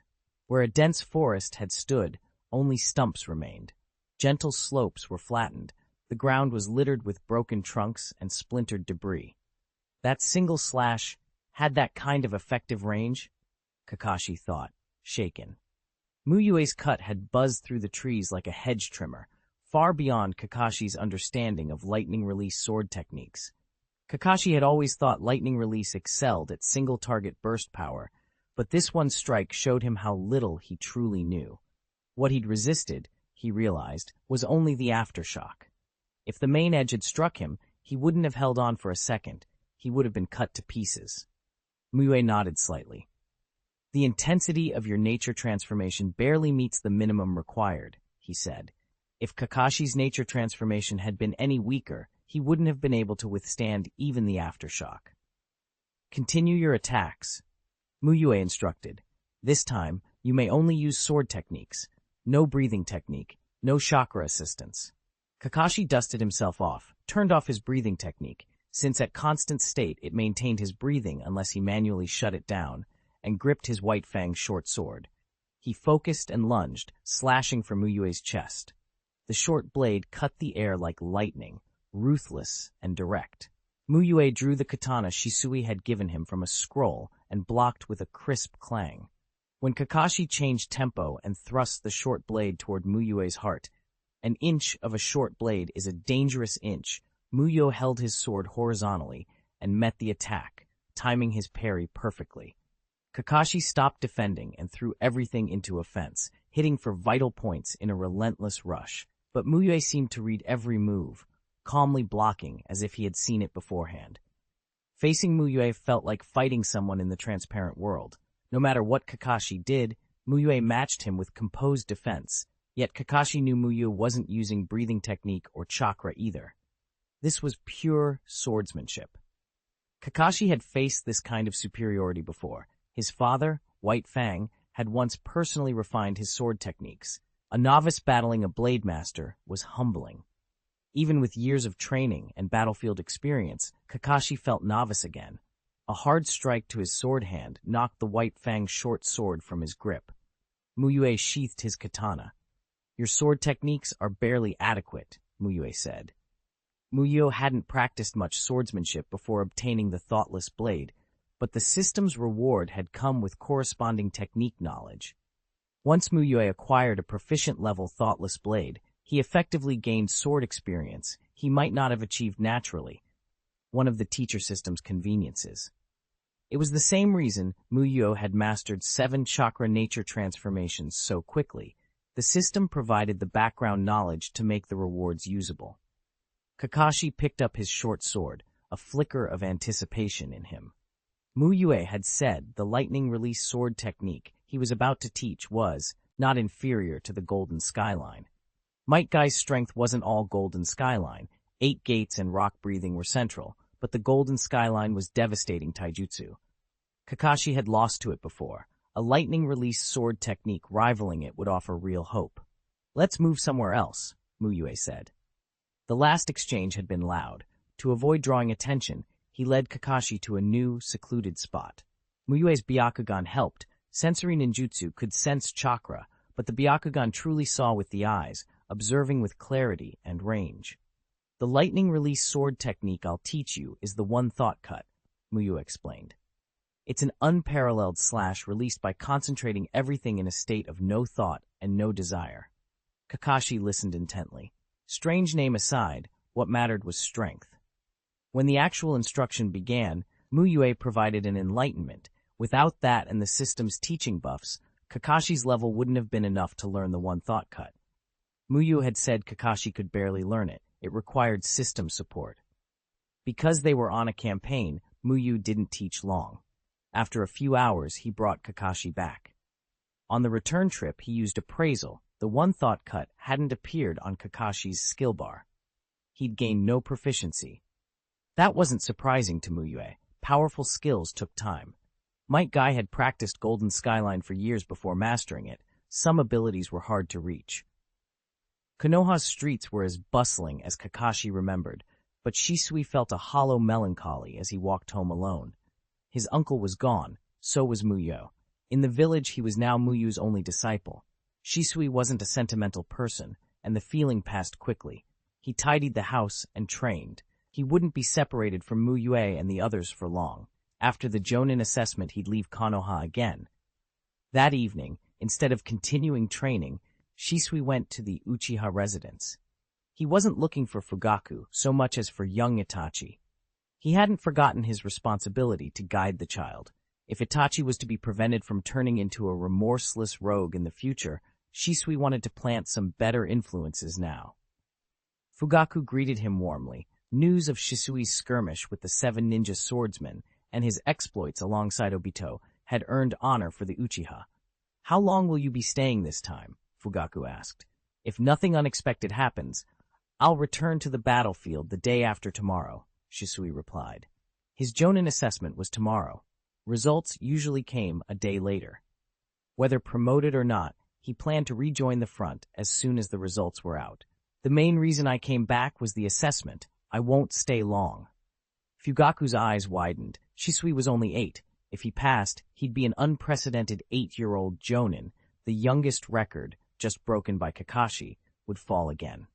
"Itachi, This is the genius that makes the Uchiha proud, Fugaku said openly. Little Itachi didn't understand the details. He didn't know what a jonin was, but he nodded obediently. Shisui smiled and ruffled Itachi's hair. Whether I pass is still uncertain. If I don't, Itachi, don't learn from me. With your abilities, Shisui, you'll most likely pass, Fugaku said, already imagining the future gossip among the shinobi. Shisui shook his head. Being cautious reduces mistakes. Fugaku offered practical help. The written exam takes long-term study, but I can give you practical guidance on your fire release. As clan head and captain of Konoha's police force, Fugaku was busy, but for someone like Shisui, he could spare time. What began as a quick visit turned into a training session. Fugaku led them to an open area. He trusted his control, but warned Itachi to stand aside. Shisui, don't hold back. Use full power. Shisui considered and then entered flame-breathing chakra mode. As head of the Uchiha clan, Fugaku was strong. Shisui estimated Fugaku's ability was higher than at least 2 of the 7 ninja swordsmen of the mist. Since Fugaku urged him to go all out, Shisui wanted to see how flame-breathing chakra mode would affect a fight against someone of Fugaku's caliber. He pushed his breathing technique to the extreme, drawing in oxygen and converting it into potent power. The mode drained chakra quickly and altered his body. Physical enhancement was a side effect. The real advantage was that flame-breathing chakra mode amplified fire release nature transformation, making flames much stronger. Fire release, great fireball technique. Shisui formed the hand seal and immediately funneled the chakra in his throat into a roaring fire release. He exhaled in one powerful breath. The fire coalesced into a gigantic fireball and shot toward Fugaku. Fugaku, who had just begun his own hand seals, froze. Shisui had launched a great fireball without hand signs, something Fugaku had practiced for years and still could not do. He was surprised and puzzled. Fire release, great fireball technique. Although surprised, Uchiha Fugaku's excellent ninja training kept him from hesitating. He ran the seals and expelled a massive torrent of flame that coalesced into a giant fireball. Shisui had already launched his own great fireball a moment earlier. Fortunately, they weren't so close that one would instantly collide with the other on release. Boom! The 2 titanic fireballs slammed into each other.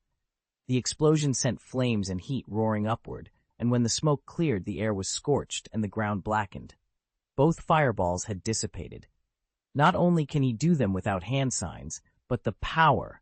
It's enormous, Fugaku thought, astonished. Confronting the same nature transformation technique is the best way to judge someone's aptitude for that element. That their great fireballs canceled each other out surprised him. Fugaku had just used most of his strength. He was the head of Konoha's ruling Uchiha clan, while Shisui was only 8. A few months earlier, during the chuunin exams, Shisui's fire release had been far weaker. Shisui, meanwhile, was thinking, the clan head's strength is indeed extraordinary. What he'd unleashed had been full-power fire release under his flame-breathing chakra mode, far beyond ordinary fire release. Still, Uchiha Jonin are notoriously strong. Within the clan, strength commands respect.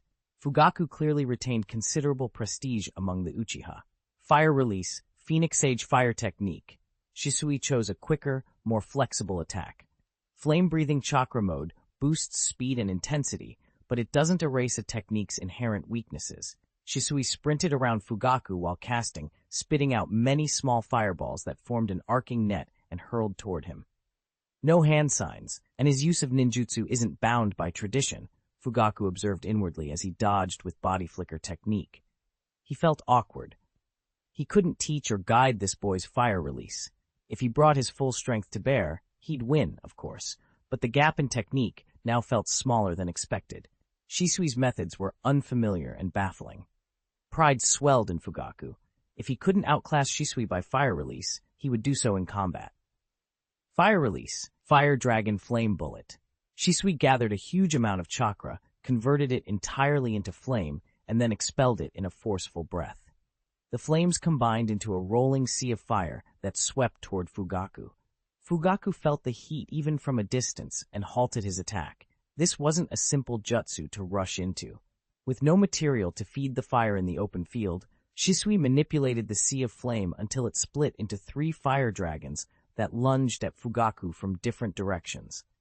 Fire release, Great Dragon Fire technique. Fugaku fell back and formed seals. He only made a single tiger sign and exhaled a thick fire dragon that neutralized one of Shisui's dragons. Though he couldn't cast without seals, Fugaku's mastery let him cut down the number of signs he needed. He then activated his Sharingan to heighten perception and deftly avoided the two remaining dragons. Just as Fugaku prepared to press the attack, Shisui stopped. "Thank you for your trouble, Uncle Fugaku. I don't have any chakra left to continue," he said politely. In truth, Shisui still had a little chakra. Flame-breathing chakra mode is draining, but as an Uchiha who had awakened his 3 Tomoe Sharingan, Shisui had an above-average reserve. Still, it wasn't enough to keep fighting meaningfully, and he'd already gauged Fugaku's strength. Fugaku was thrown. He had felt pressed the whole match and had been ready to show what he could do, yet his opponent surrendered. He could hardly reproach the boy. Shisui was his junior. "Ahem, Shisui, your fire release is already excellent. Keep training the way you have been," Fugaku said after clearing his throat. He adjusted his expression, trying to hide his bewilderment. He wasn't the type to put on airs, but he genuinely couldn't advise Shisui. If anything, Fugaku found Shisui's technique odd, every jutsu executed without hand seals, all with high flame power, completely unlike someone with only a few years' experience. It was the lack of hand signs that most puzzled him. He couldn't see how Shisui managed it. Perhaps this is what a true genius is like, Fugaku thought, recalling that he, too, had once been considered talented. Yet there was a clear gulf between him and prodigies like Shisui, or even Obito. "Yes, thank you for your guidance, Uncle Fugaku," Shisui replied. Fugaku gave a slight, controlled nod. After the match, Shisui spent some private time with Uchiha Itachi, telling him some encouraging things. The next day, he took the Jonin exam, and unexpectedly, Fugaku was his examiner again. This time, Shisui didn't immediately enter flame-breathing chakra mode and go all out. He approached methodically, using fire release to force movement, throwing ninja tools, probing with taijutsu, and only at the end activating flame-breathing chakra mode to unleash his true power. When the 15-minute match ended, Fugaku's satisfied smile told Shisui his practical combat score had gone well.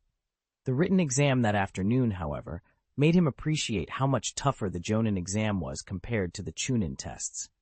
Having only recently left the chuunin exams, Shisui could still recall some of those questions, but the Jonin written test was on an entirely different level. If he hadn't continued studying after graduation, he wouldn't have been confident about passing it. 456. Shisui's Jonin Rewards Disciple. Uchiha Shisui had trained diligently and performed excellently in the Jonin assessment. He was promoted to Jonin. The system rewarded him: chakra plus 2400, a nin tool extraction scroll, and an unknown Pokemon egg, hatchable only by Uchiha Shisui. After the promotion, Mu Yue's interface immediately distributed the rewards. Mu Yue ignored the fixed chakra and the Pokemon egg and focused on the nin tool extraction scroll, an item he had never obtained before. By its name, it should only be able to draw nin tools, but he didn't know whether that meant tools from only the Konoha world or from other worlds as well. As usual, he washed his hands and clicked to extract. The scroll was consumed and produced a nin tool, a bent spoon. Mu Yue made a puzzled expression. A bent spoon? He vaguely recognized it from a Pokemon game where it boosted psychic-type moves by 20%. In this world, the description read, "Bent spoon. Infusing chakra enhances the wielder's yin-release ninjutsu." Although the item description sounded abstract, its local effect was significant, directly amplifying all ninjutsu of a specific nature transformation. If the amplification was decent, it would be roughly equivalent to possessing a highly proficient yin-release technique. That made the item valuable. Back at camp, Mu Yue pulled the bent spoon from his system backpack. An ordinary bent iron spoon materialized in his right hand. He condensed chakra in his left hand, performed a yin-release nature transformation, and strengthened his left fist with armed color haki. The palm was coated in pitch-black haki. He clenched and smashed his fist into the ground. The earth cracked under the strike, and a large crater opened as dirt and rock flew outward. Then Mu Yue tried a different approach. He injected a portion of chakra into the bent spoon. The spoon glowed faintly blue.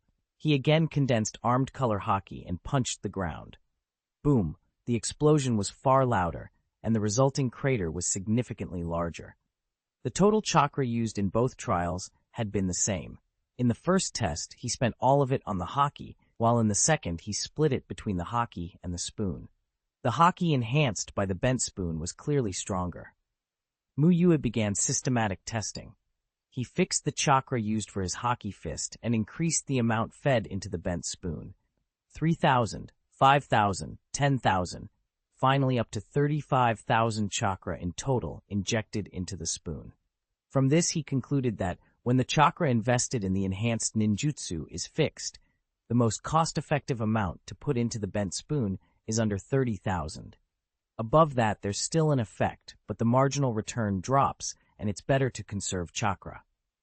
After his chakra recovered, he ran another set of tests, this time increasing both the spoon input and the haki output.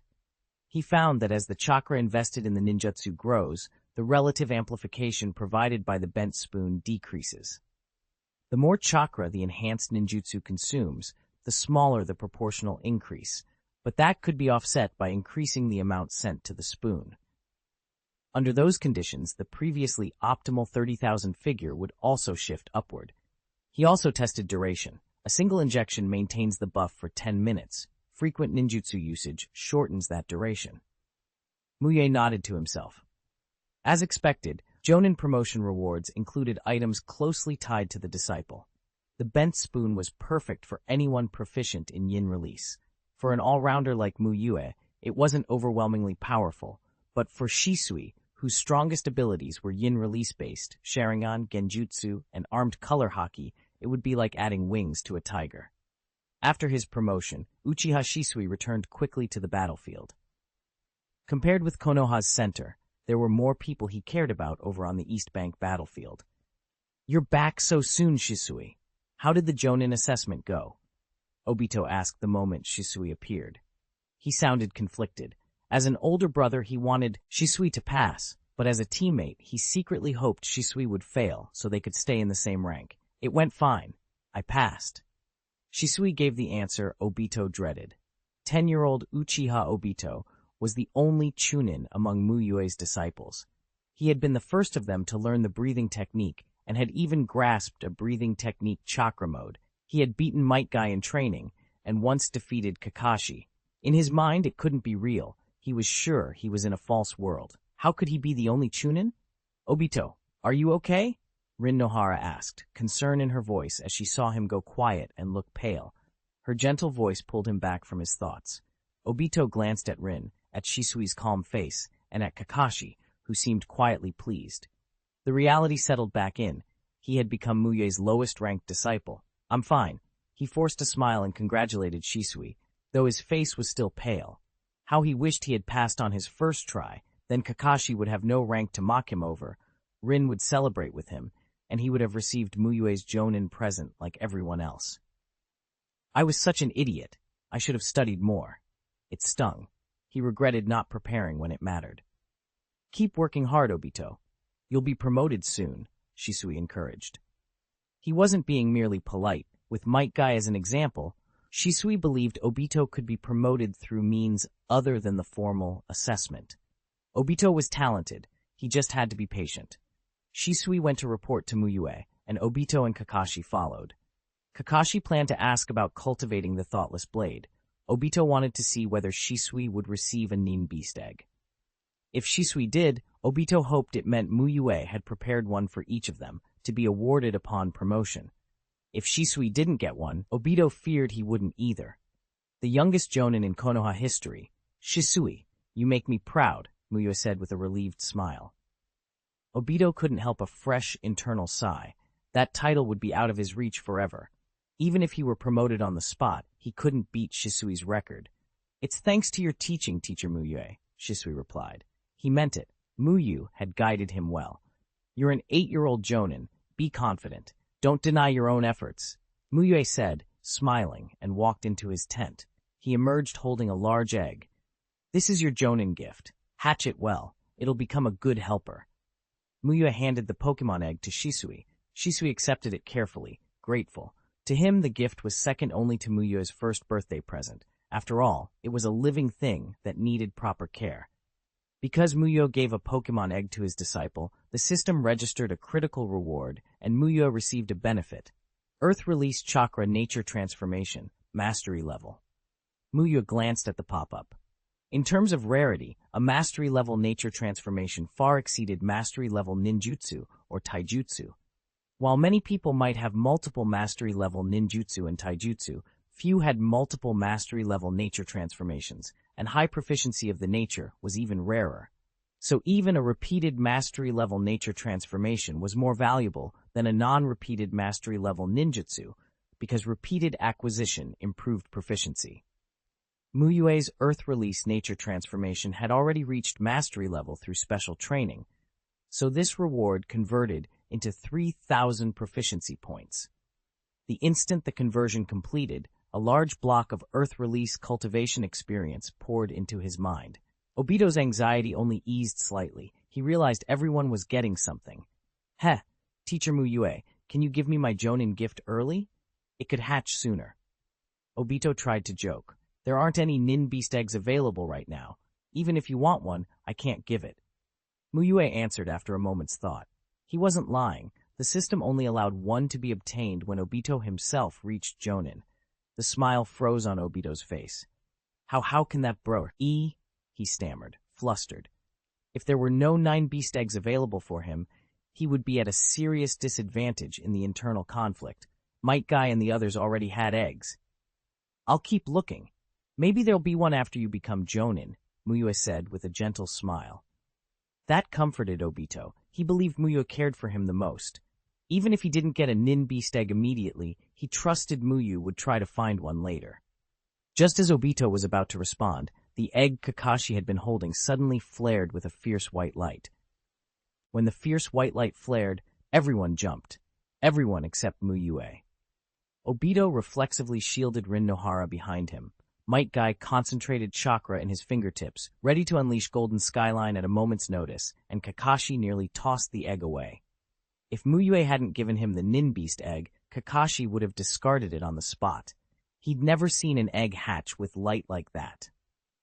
Typically, a brightness like this meant a paper bomb trap. The light faded, and in Kakashi's arms sat a light brown puppy with a large white tail. Kakashi stared at it dumbfounded. His ninja worldview felt shaken. A dog hatching from an egg? Dogs were mammals. Shouldn't they be born live? And why was this pup so furry already? Newborns normally have only sparse down. The puppy met Kakashi's gaze with bright blue eyes. Perhaps because Kakashi had carried the egg so long, the pup didn't seem like a stranger. It was instantly affectionate. Rock! It barked and licked Kakashi's face. Normally, Kakashi would have dodged, but he was still processing the impossibility of an egg producing a dog. He froze. As expected of a nin beast hatched by my best friend, its tail fur color matches your hair, my best friend, Metkai said, dispersing his chakra and rubbing his chin. He wasn't as shocked as the others. To him, the only oddity was the light. Kakashi shot him a look. How did the pup's fur have anything to do with him? Coincidence. Did it just talk? It sounded like rock? So nin beasts can speak right after hatching? Obito brightened at the thought. The puppy looked harmless to him, more like a funny little street dog than a menace. Even if 8 of these hatched, we could handle them, right? Kakashi gaped. Babies, people or nin beasts, don't usually know words at birth, yet the bark had been different from a normal dog's. A normal dog barks, woof. This one barked, rock. It had felt like a word. Rock! Rock! The pup called merrily and rubbed its head against Kakashi's chest. Kakashi felt the pup's warmth and curiosity and found himself oddly moved. So cute! Rin clasped her hands together, eyes shining. Girls were helpless around adorable things, and this pup was irresistible. What's so cute about it? That white tail looks terrible, Obito muttered, jealous that Rin's attention had shifted away from him. He had a thing against white hair. People like Kakashi and Jiraiya, and that time Senju Tobirama had tormented him, so his prejudice flared. As if it understood the insult, the puppy turned and fixed Obito with a sharp look. It was still small, and the glare only made it look more endearing, but the intensity made Obito flinch. He wanted to hit it. What are you staring at? He demanded. Sensing hostility, the pup instinctively nuzzled into Kakashi, suddenly timid. Rin scolded Obito. Ease up on your expression. You're scaring the puppy. Shisui, who'd been quietly observing, pointed out another detail. It was born with those rocks around its neck. Is that part of its body? Kakashi reached out and felt the hard, angular surface of the rhomboid stones. The pup tilted its head and closed its eyes in pleasure as Kakashi scratched under its chin. Definitely stone, he confirmed. He felt something else too, a faint sense that this nin beast might be special. Between the dramatic birth and Mu Yue's earlier hint about potential, Kakashi suspected the pup would grow powerful. He did wonder why Mu Yue hadn't said more. Given Mu Yue's usual thoroughness, Kakashi expected some background. Mu Yue only smiled. It wasn't that he was hiding secrets. After all, rewards from other worlds often became localized, and Pokémon wouldn't necessarily match exactly what they were in their original world. Saying nothing could prevent error. It needs a name, Rin said. You can't leave it unnamed. Kakashi considered. A name mattered. He couldn't call it Dog. Obito was first to offer. It keeps saying Rock, so call it Rockruff. Metkai, full of theatrical flair, proposed, call it Youthful Hound, in the name of youth. The pup only looked mildly disdainful at that. Kakashi imagined the embarrassment of shouting, Come out, Youthful Hound, and decided against Metkai's suggestion. Rin put forward kinder, more sensible options. Sadaharu, maybe, or names from flowers. Lily of the Valley is pretty. Kakashi appreciated the normalcy. Then Shisui suggested, White Rock. His tail's white, your hair's white, it says rock, and it has those stones. That hit closer to home. Kakashi liked Shisui's directness, although he still felt the name lacked a certain finish. In the end, Mu Yue reminded him there was no rush. This was a companion for life. Better to choose carefully.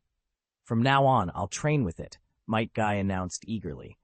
It'll hatch into a nin beast that trains every day with me. I'll even make it a green jumpsuit. He was already picturing a canine version of his own uniform. Mu Yue chuckled at the idea. It made sense. Kakashi's egg had produced a rock-type Rockruff, which suggested a link between the disciple's affinities and the reward. Given Metkai's nature, his egg would probably produce a fighting-type Pokémon, perfect for daily Taijutsu practice. Metkai would relish a fist-to-fist spar with his own nin beast in a custom-made jumpsuit.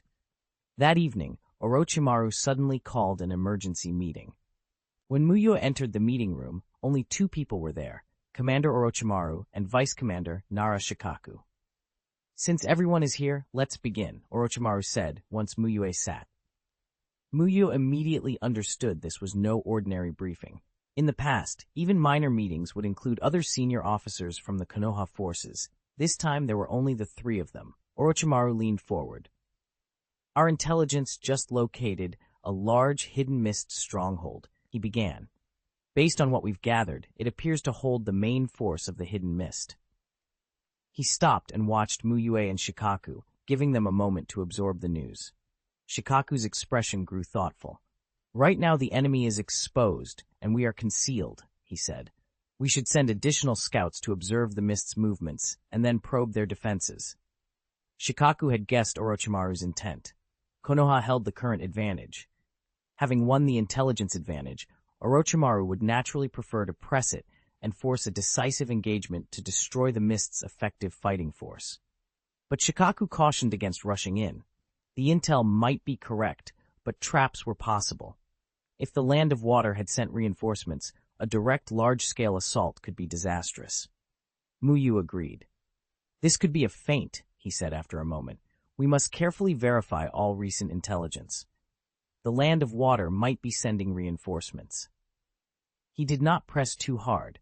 Orochimaru was the commander, and Mu Yue judged him not someone apt to charge in blindly. Orochimaru nodded, his own judgment aligned with theirs. The information could be used to probe, but they could not gamble on the assumption that the mist truly lacked the capacity to counter a sudden attack. Once the three reached consensus, they turned to details, how to probe, which units to send, and contingency plans if things escalated. Mu Yue listened more than he spoke. His strength had grown, but in the realm of strategy, he was still a recent arrival. He could contribute theory, but not supplant the long-experienced commanders. After some deliberation, Orochimaru organized a probing force drawn from over 30 small teams to reconnoiter around the enemy stronghold. Because the target was the Mist's main force, the probing unit was sizable. Too small a force could be wiped out. Orochimaru, Shikaku, and Mu Yue kept watch through the long night, awaiting fresh intelligence to determine their next move.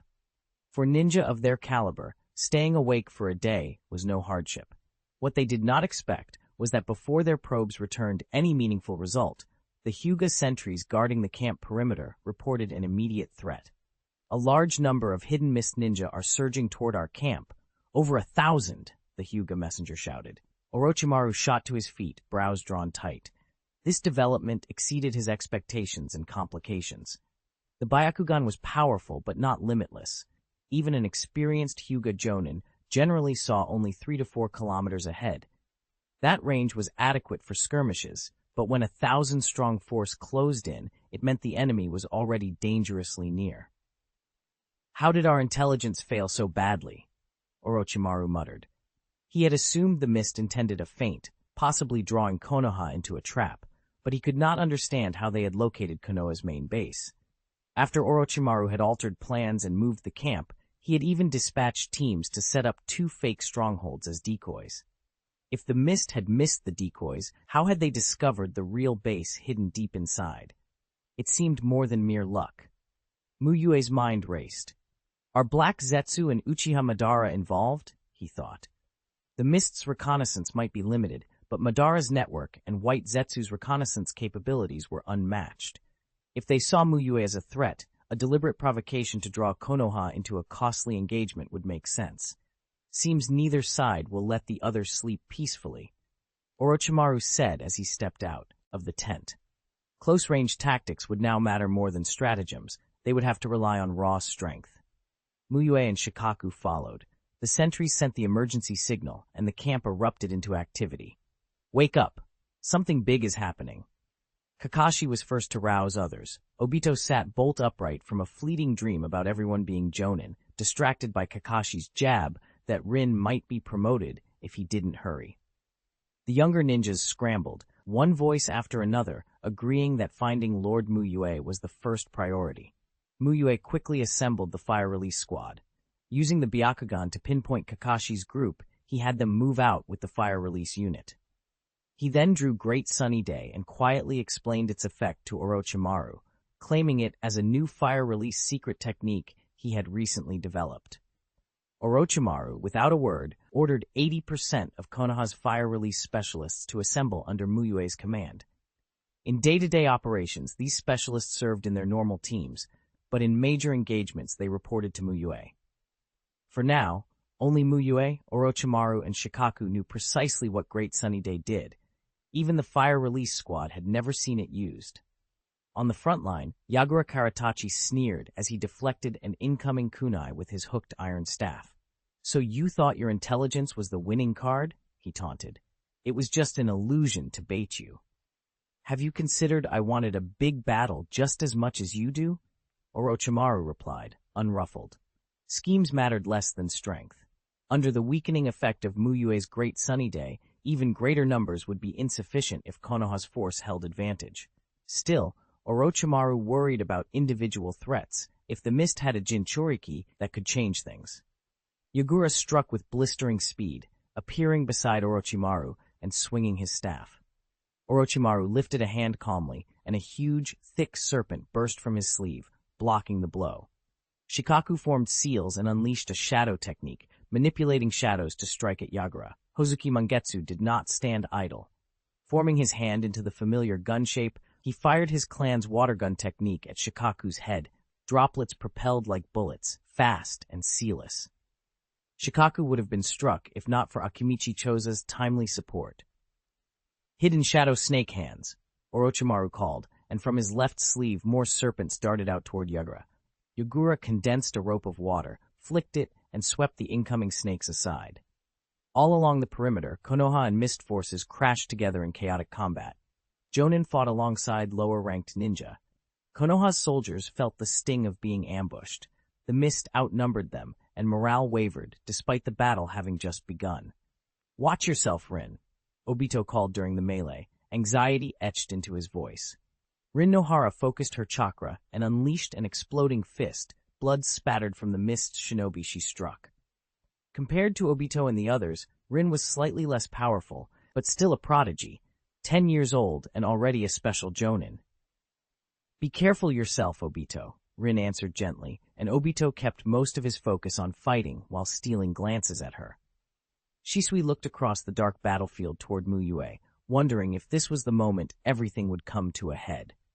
Mu Yue could use the Flying Thunder God technique to retreat at any time, but Shisui trusted Mu Yue would never abandon his comrades. Then an impossibly bright light tore through the night. It descended onto the battlefield, flaring and growing until it hung high overhead like a blazing sun, turning night into a sudden false day. Both Mist and Konoha ninja froze, bewildered. Even veteran Yagura could not recall ever seeing such a jutsu. "What is that? Why has the sky lit up?" a hidden Mist shinobi cried. Lord Mu Yue's technique. Those close enough recognized the condensed light he had formed earlier. Mist fighters discovered something troubling. Their release techniques suddenly felt weaker, less forceful, less precise. Conversely, Konoha's fire release users found their flames burning hotter and stronger, though their chakra and nature transformation had not changed. On both sides, the battlefield had been altered in a single, blinding instant, an advantage Mu Yue had just unveiled, and one that might decide the outcome of the night. 459. The Thunder Blade that reverses the situation. Ninjas who have mastered fire release can rely on it in this fight. Under sunlight, your fire release grows stronger, while your enemy's water release weakens, Mu Yue announced loudly after casting Great Sunny Day. The effect of Great Sunny Day couldn't be hidden. This wasn't a small buff or nerf for one or two people. It was a wide-area enhancement for fire and suppression of water. Mu Yue stated it plainly. Even if the hidden Mist shinobi learned what was happening, they couldn't make his Great Sunny Day ineffective. The fire release users, beside Mu Yue, brightened with excitement. At last, they understood why Orochimaru had pulled them out of their original squads to build a fire release unit. Many had been puzzled. Most of the hidden Mist forces used water release, which counters fire, so a dedicated fire squad seemed odd. Orochimaru's authority had been enough to silence questions.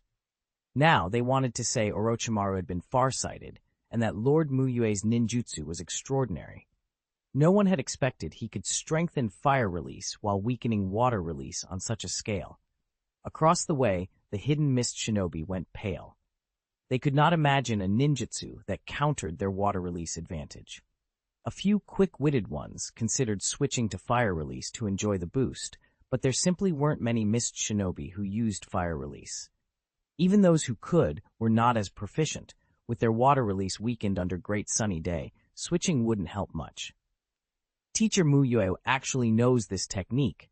I have to ask him to teach me after the battle. Obito stared up at the glaring sun, tempted. Using a move like this at night would have been spectacular. He'd be the most dazzling figure on the field. Fire release was his specialty. Strengthening it meant strengthening himself. Fire release. Great fireball technique. Obito gathered chakra in his throat and exhaled a massive searing fireball at the hidden Mist forces. This battle was larger than before, over 1,000 enemies, so he didn't waste chakra on flashy, costly techniques. The great fireball technique packed power with reasonable consumption. Water release, water formation wall. A hidden Mist shinobi formed hand signs and expelled a sphere of water to block, but he had badly misjudged Obito's strength. Obito's fire release enjoyed both the flame-breathing boost and the Great Sunny Day enhancement. The hidden Mist ninja's water release had been weakened. With fire rising and water falling, the water shield could not hold. Sizzle! Boom! The great fireball hit the water wall, incinerating it and scorching the hidden Mist shinobi inside. Secret technique, great fire technique. A group of Sarutobi clan fire release users worked together. Torrents of scorching flames erupted from their mouths, streams of fire joining into a burning sea that reduced every touched Mist shinobi to ash. Lord Mu Yue's ninjutsu and the secret technique, Great Fire Technique, are a perfect match, one Sarutobi remarked. The Great Fire Technique was born for war, exceptionally hot, with limited range compensated by multiple users. Combined with Great Sunny Day, it was devastating. The hidden Mist reaction was immediate and desperate. Jonin and Chuunin launched a flurry of water-release jutsu at Mu Yue, hoping to kill him and break the effect. If they cut off the caster's chakra, they reasoned, the ninjutsu might end. They didn't know Great Sunny Day worked differently, or that they couldn't take Mu Yue out so easily. Everyone, fall back a little.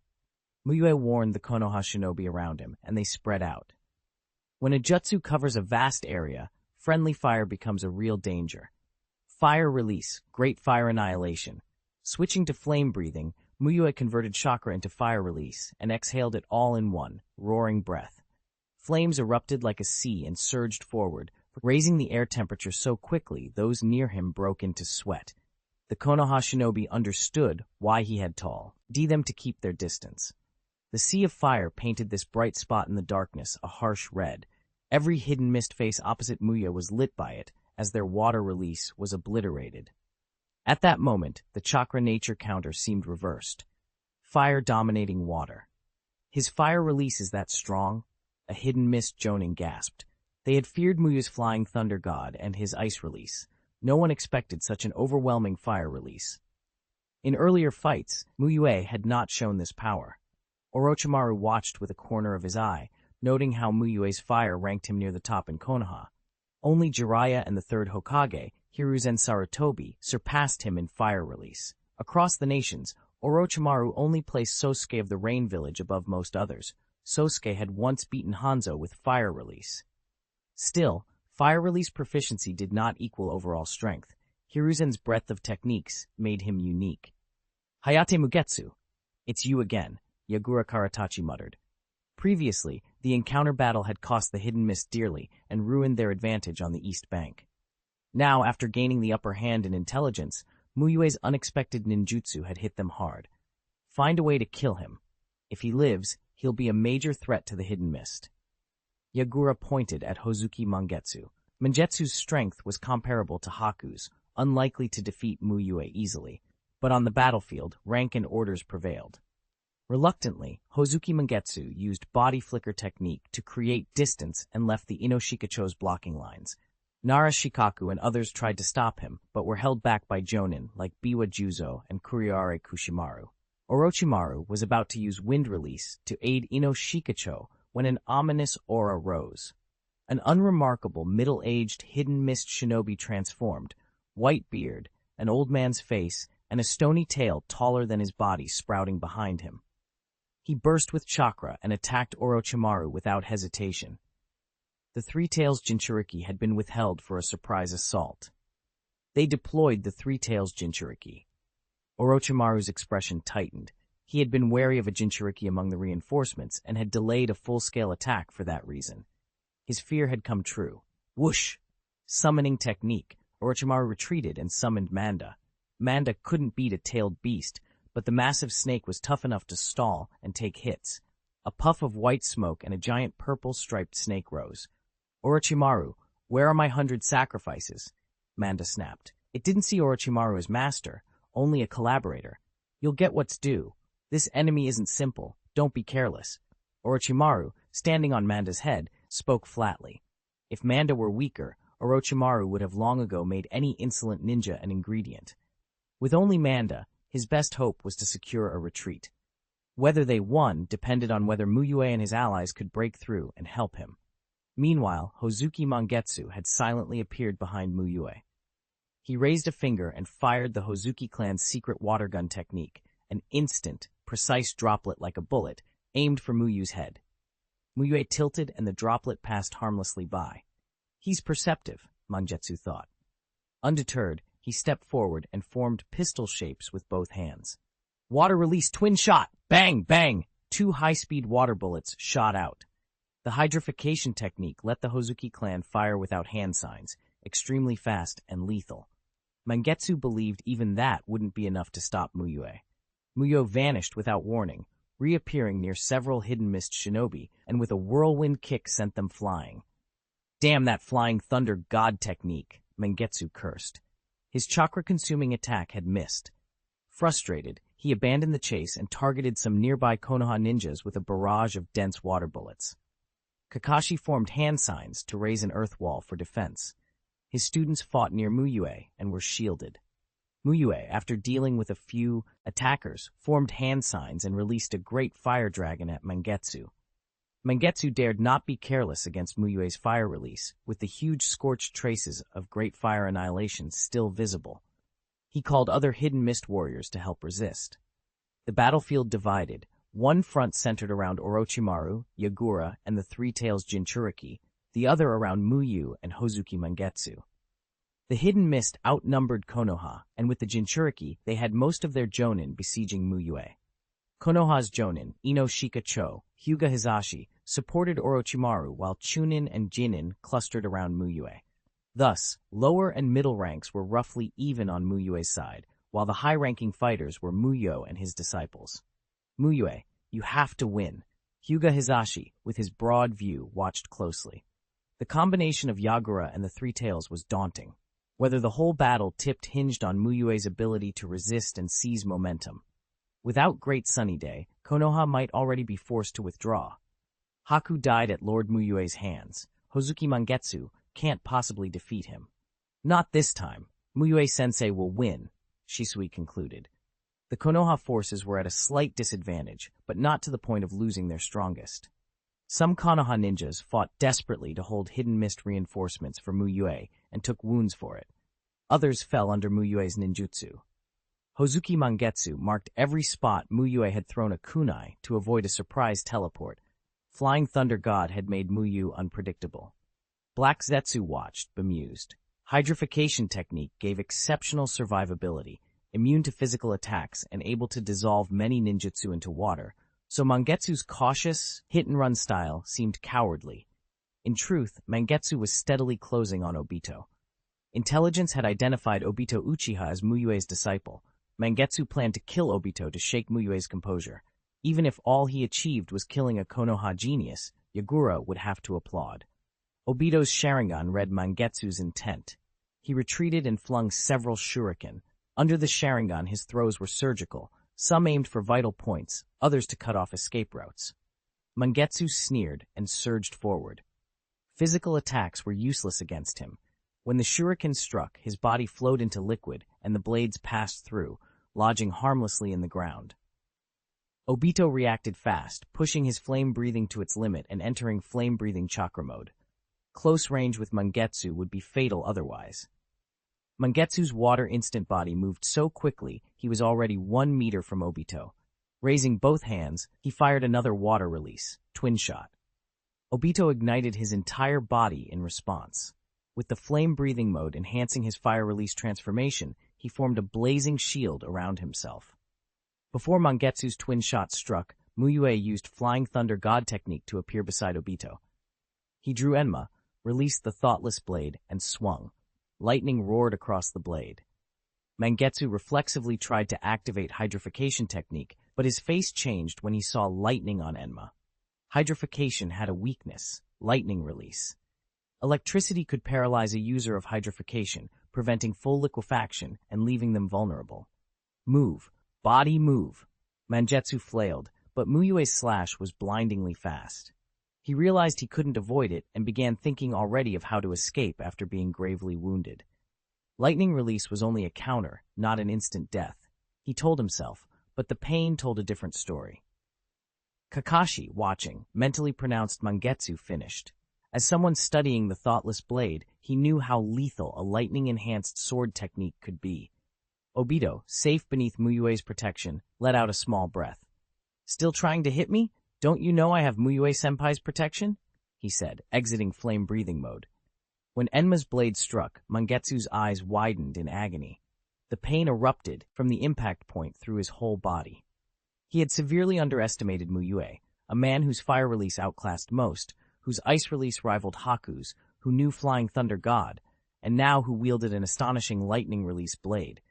How had Mu Yue cultivated such powers? It made no sense. The agony lasted only an instant. Mangetsu shattered as if split by the lightning sword. A scorched mark scarred the earth where he had stood. Lord Mangetsu! Hidden mist jonin around him cried out in shock and grief. The battle shifted in a heartbeat. One moment, Mangetsu had been trading blows with Mu Yue, the next he was dead.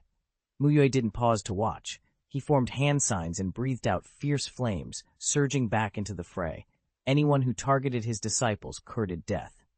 On the battlefield, Mu Yue had given every disciple 2 flying thunder god kunai, one to throw and one to keep for constant positioning. A bunch of useless trash. Is killing Hayate Mugetsu that hard? Yagura Karatachi raged. The advantage they'd built evaporated as the fight turned, and even a powerful Hozuki had died. Lord Mu Yue, you truly are someone I can trust, Orochimaru said, a rare smile curving his lips. Chapter 460, The Rampaging Tailed Beast, Whoosh! Mu Yue's wide-range fire release surged across the field again, forcing many hidden mist shinobi to cooperate, using water release to hold it back. The Konoha forces seized the opening and struck back. Flash! Kakashi timed his breathing, converting every scrap of chakra into lightning release and activating his cells.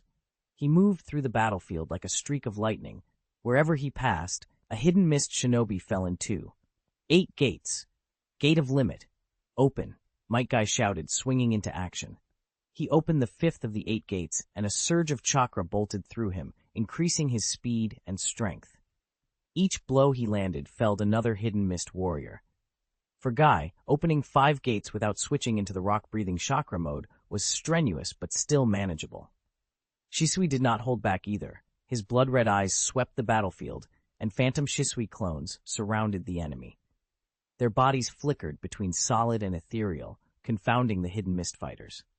Obito, too, poured his power into flame-breathing, chakra pooling in his throat, converted into a single, roaring exhalation. Fire release, fire dragon flame bullet. A sea of fire split into dragon shapes that engulfed enemy ranks. It wasn't as overwhelmingly dominant as Mu Yue's attack, but it was striking and more powerful than the fire release many Konoha Jonin could produce. Under the fierce counterattack, the hidden mist contingent centered around Hozuki Mangetsu was pressed back. One by one, the hidden mist shinobi fell. Mu Yue killing Hozuki Mangetsu had already tilted the balance. Now Konoha's advantage grew heavier on the scale. Yagura Karatachi's face darkened. Even with the Three Tails Jinchuriki at his side, Konoha's concentrated Jonin force made the fight grueling. He could not, like Mu Yue, decapitate Orochimaru in a single stroke. Reluctantly, Yagura admitted they were losing this engagement despite their intelligence advantage. Use it, Yagura ordered, forcing Orochimaru back with his iron rod and nodding at the Three Tails Jinchuriki, who was grappling with Manda. Yagura was not reckless. A full-tailed beast transformation, the state where a Jinchuriki fully becomes their tailed beast while retaining self-awareness, was the strongest form, but not every Jinchuriki could achieve it. Most couldn't master a true full transformation. Yagura had a desperate alternative: render the Jinchuriki unconscious and let the tailed beast take over the body. The beast would then manifest the full form's power, but it would be controlled by the beast itself, not the human. That came at a terrible cost. Tailed beasts and humans usually had poor relations, and once free, the beast would attack indiscriminately. But Yagura saw no better option. At Konoha's main base, opening the floodgates of a rampaging tailed beast would inflict great damage on the enemy. The Three Tails Jinchuriki nodded. He erupted with the beast's chakra and charged straight at the Konoha formation, accepting every incoming ninjutsu and tool without dodging. No matter his own limitations, he was still a Jinchuriki, and the Konoha forces could not stop his surge. When he reached them, he used a secret technique to put his consciousness to sleep. Suddenly, an immense chakra rose from within him, intangible at first, then solidifying into a colossal turtle with a shell bristling with spikes and 3 massive tails. Its blood-red eyes snapped open, and it surveyed the battlefield with raw, killing intent.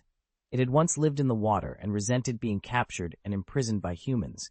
Now unleashed, it lashed out. Isubu swung its huge tails.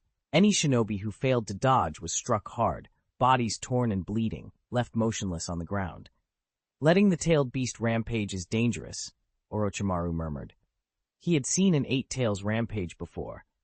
While this mindless form wasn't as coherent as a true full transformation, a rampaging tailed beast's raw power and chakra were devastating all the same. Yagura was making a desperate move, because the beast would not rampage forever, and once the Jinchuriki awoke, the consequences would be heavy. Mu Yue's senses appraised the monster. Chakra, Fobu. He thought of other Jinchuriki he'd scanned on the Iwagakure battlefield. Han and Roshi had managed only around 5 million chakra at their peaks. Unless a Jinchuriki was fully recognized by its beast, like Naruto with the 9 tails, they could not fully access the tailed beast's chakra. "Everyone, fall back," Yagura ordered, taking advantage of Isobu's rampage. A tailed beast attacked indiscriminately. If they lingered, they might be hit by a tailed beast ball, along with the Konoha forces. Water release, hidden mist technique. Yagura exhaled thick mist to cover the retreat. Orochimaru, skilled among the 5 nature transformations in wind release, dispelled the fog. He would not let Yagura escape easily, but a massive tail smash from Isobu forced Orochimaru to dodge mid-strike. He finally understood how Cloud Ninjas must have felt facing the 8 tails. "Manda, go stop the 3 tails," Orochimaru ordered, wanting his summon to entangle the beast. Manda, however, ignored him and slipped back toward Ryuchido Cave. Manda wasn't reckless. Fighting a full-tailed beast was suicide. Its partnership with Orochimaru did not obligate it to sacrifice itself. Orochimaru's expression did not change. He expected as much. He had long known Manda's nature. Where he could not rely on summons, he relied on his own skill. "Nara Shikaku," someone called. Shikaku deftly formed the hand signs and cast the shadow imitation technique, merging his shadow with the tailed beast's. For a moment, Isobu paused, but the cost was enormous. Controlling such a powerful creature even briefly drained Shikaku of chakra. His face went pale. "Partial multi-size technique," Akimichi Choza roared. Bolstered by Yang release chakra, he swelled until he matched the 3 tails in size. In that form, he seized an exposed tail, swung it, and slammed it into the ground. "Inoichi, get the chuunin and below out. Retreat northwest," Orochimaru called, using wind release to harry the beast. The Yamanaka clan's technique spread the order instantly. Inoichi transmitted the command across the battlefield. "All chuunin and lower-ranked ninja, retreat to the northwest." That direction led back toward Konoha, an area patrolled and free of enemies. Obito's legs moved at the instruction, then stalled. He realized Mu Yue's other students were not moving. Rin was a special jonin, after all. He was the only chuunin among Mu Yue's disciples. Leaving alone felt like disobedience, but staying alone felt like deserting comrades. He hesitated. "If you want to stay, stay," Mu Yue said as he walked over. As deputy commander, Mu Yue had the authority. If Obito chose to leave, Mu Yue would have to arrange shadow clones to protect him in case Uchiha Madara exploited the chaos. Better he stay. A fully formed tailed beast's threat depended on which beast it was. If it had been the 9 tails or 8 tails, Mu Yue might have retreated with his students. The 3 tails was less fearsome, and the scene held Orochimaru, the Inoshika-cho trio, and a host of Konoha jonin. There were no hidden mist allies aiding Isobu. This skirmish was likely to end in the beast's defeat. "Summoning technique," Orochimaru called, and brought forth a large Ryuchido cave snake, the sort of summon that answered him besides Manda. He stood on the serpent's head and charged toward Isobu's bulk. Shikaku could no longer hold Isobu with shadows. The strain was too great. Choza was using his giant form to suppress the beast, but the 3 tails' strength made that struggle precarious. His enormous body trembled under the effort. Other jonin attacked with what they had: fire and lightning at Isobu's exposed parts, and earth techniques to trap it. Besieged by so many elite shinobi, the 3 tails finally retracted its relatively vulnerable head into its shell and unleashed a torrent of chakra. The blast threw Choza to the ground. Isobu swung one spiked tail toward the fallen Akimichi. If it struck, Choza would be perforated. He rolled to avoid the first tail, but 2 more were coming. A kunai whistled through the air. Mu Yue appeared overhead with Enma in hand, dropping down to intercept. His blade met the spike-laden tail and held it 2 meters from Choza's prone body. For beings of such colossal size, 2 meters was almost nothing, and Mu Yue's slight figure between them seemed impossibly small, but he did not budge. Orochimaru's summoned serpent coiled around another tail at the same moment, easing Choza's crisis. Choza scrambled up and, smiling through his exhaustion, thanked Mu Yue and Orochimaru. Then he grabbed a less spiked section of tail and swung again. Isobu toppled, crashing with a crater-forming impact. Konoha's jonin rushed to exploit the opening, battering at the beast's vulnerable areas. The three tails roared skyward, an untamed chakra wave sweeping the battlefield as it vowed to slaughter everything in its path. "Spread out! Keep distance! Watch for a tailed beast ball," Orochimaru ordered coolly. Even if they couldn't eliminate many hidden mist troops, killing the Jinchuriki would be a significant victory. He turned his eyes to Mu Yue. "Now, Lord Mu Yue, this is the time for you and I to exert our strength." To take down a fully formed tailed beast, ordinary jonin could only go so far. The heavy hitters would have to finish it. Jiraiya had once repelled 2 Jinchuriki with Minato Namikaze's help and a troop of elite jonin. Orochimaru believed that with Mu Yue joined to him and the support of Konoha's jonin, dealing with this Jinchuriki would be within their reach.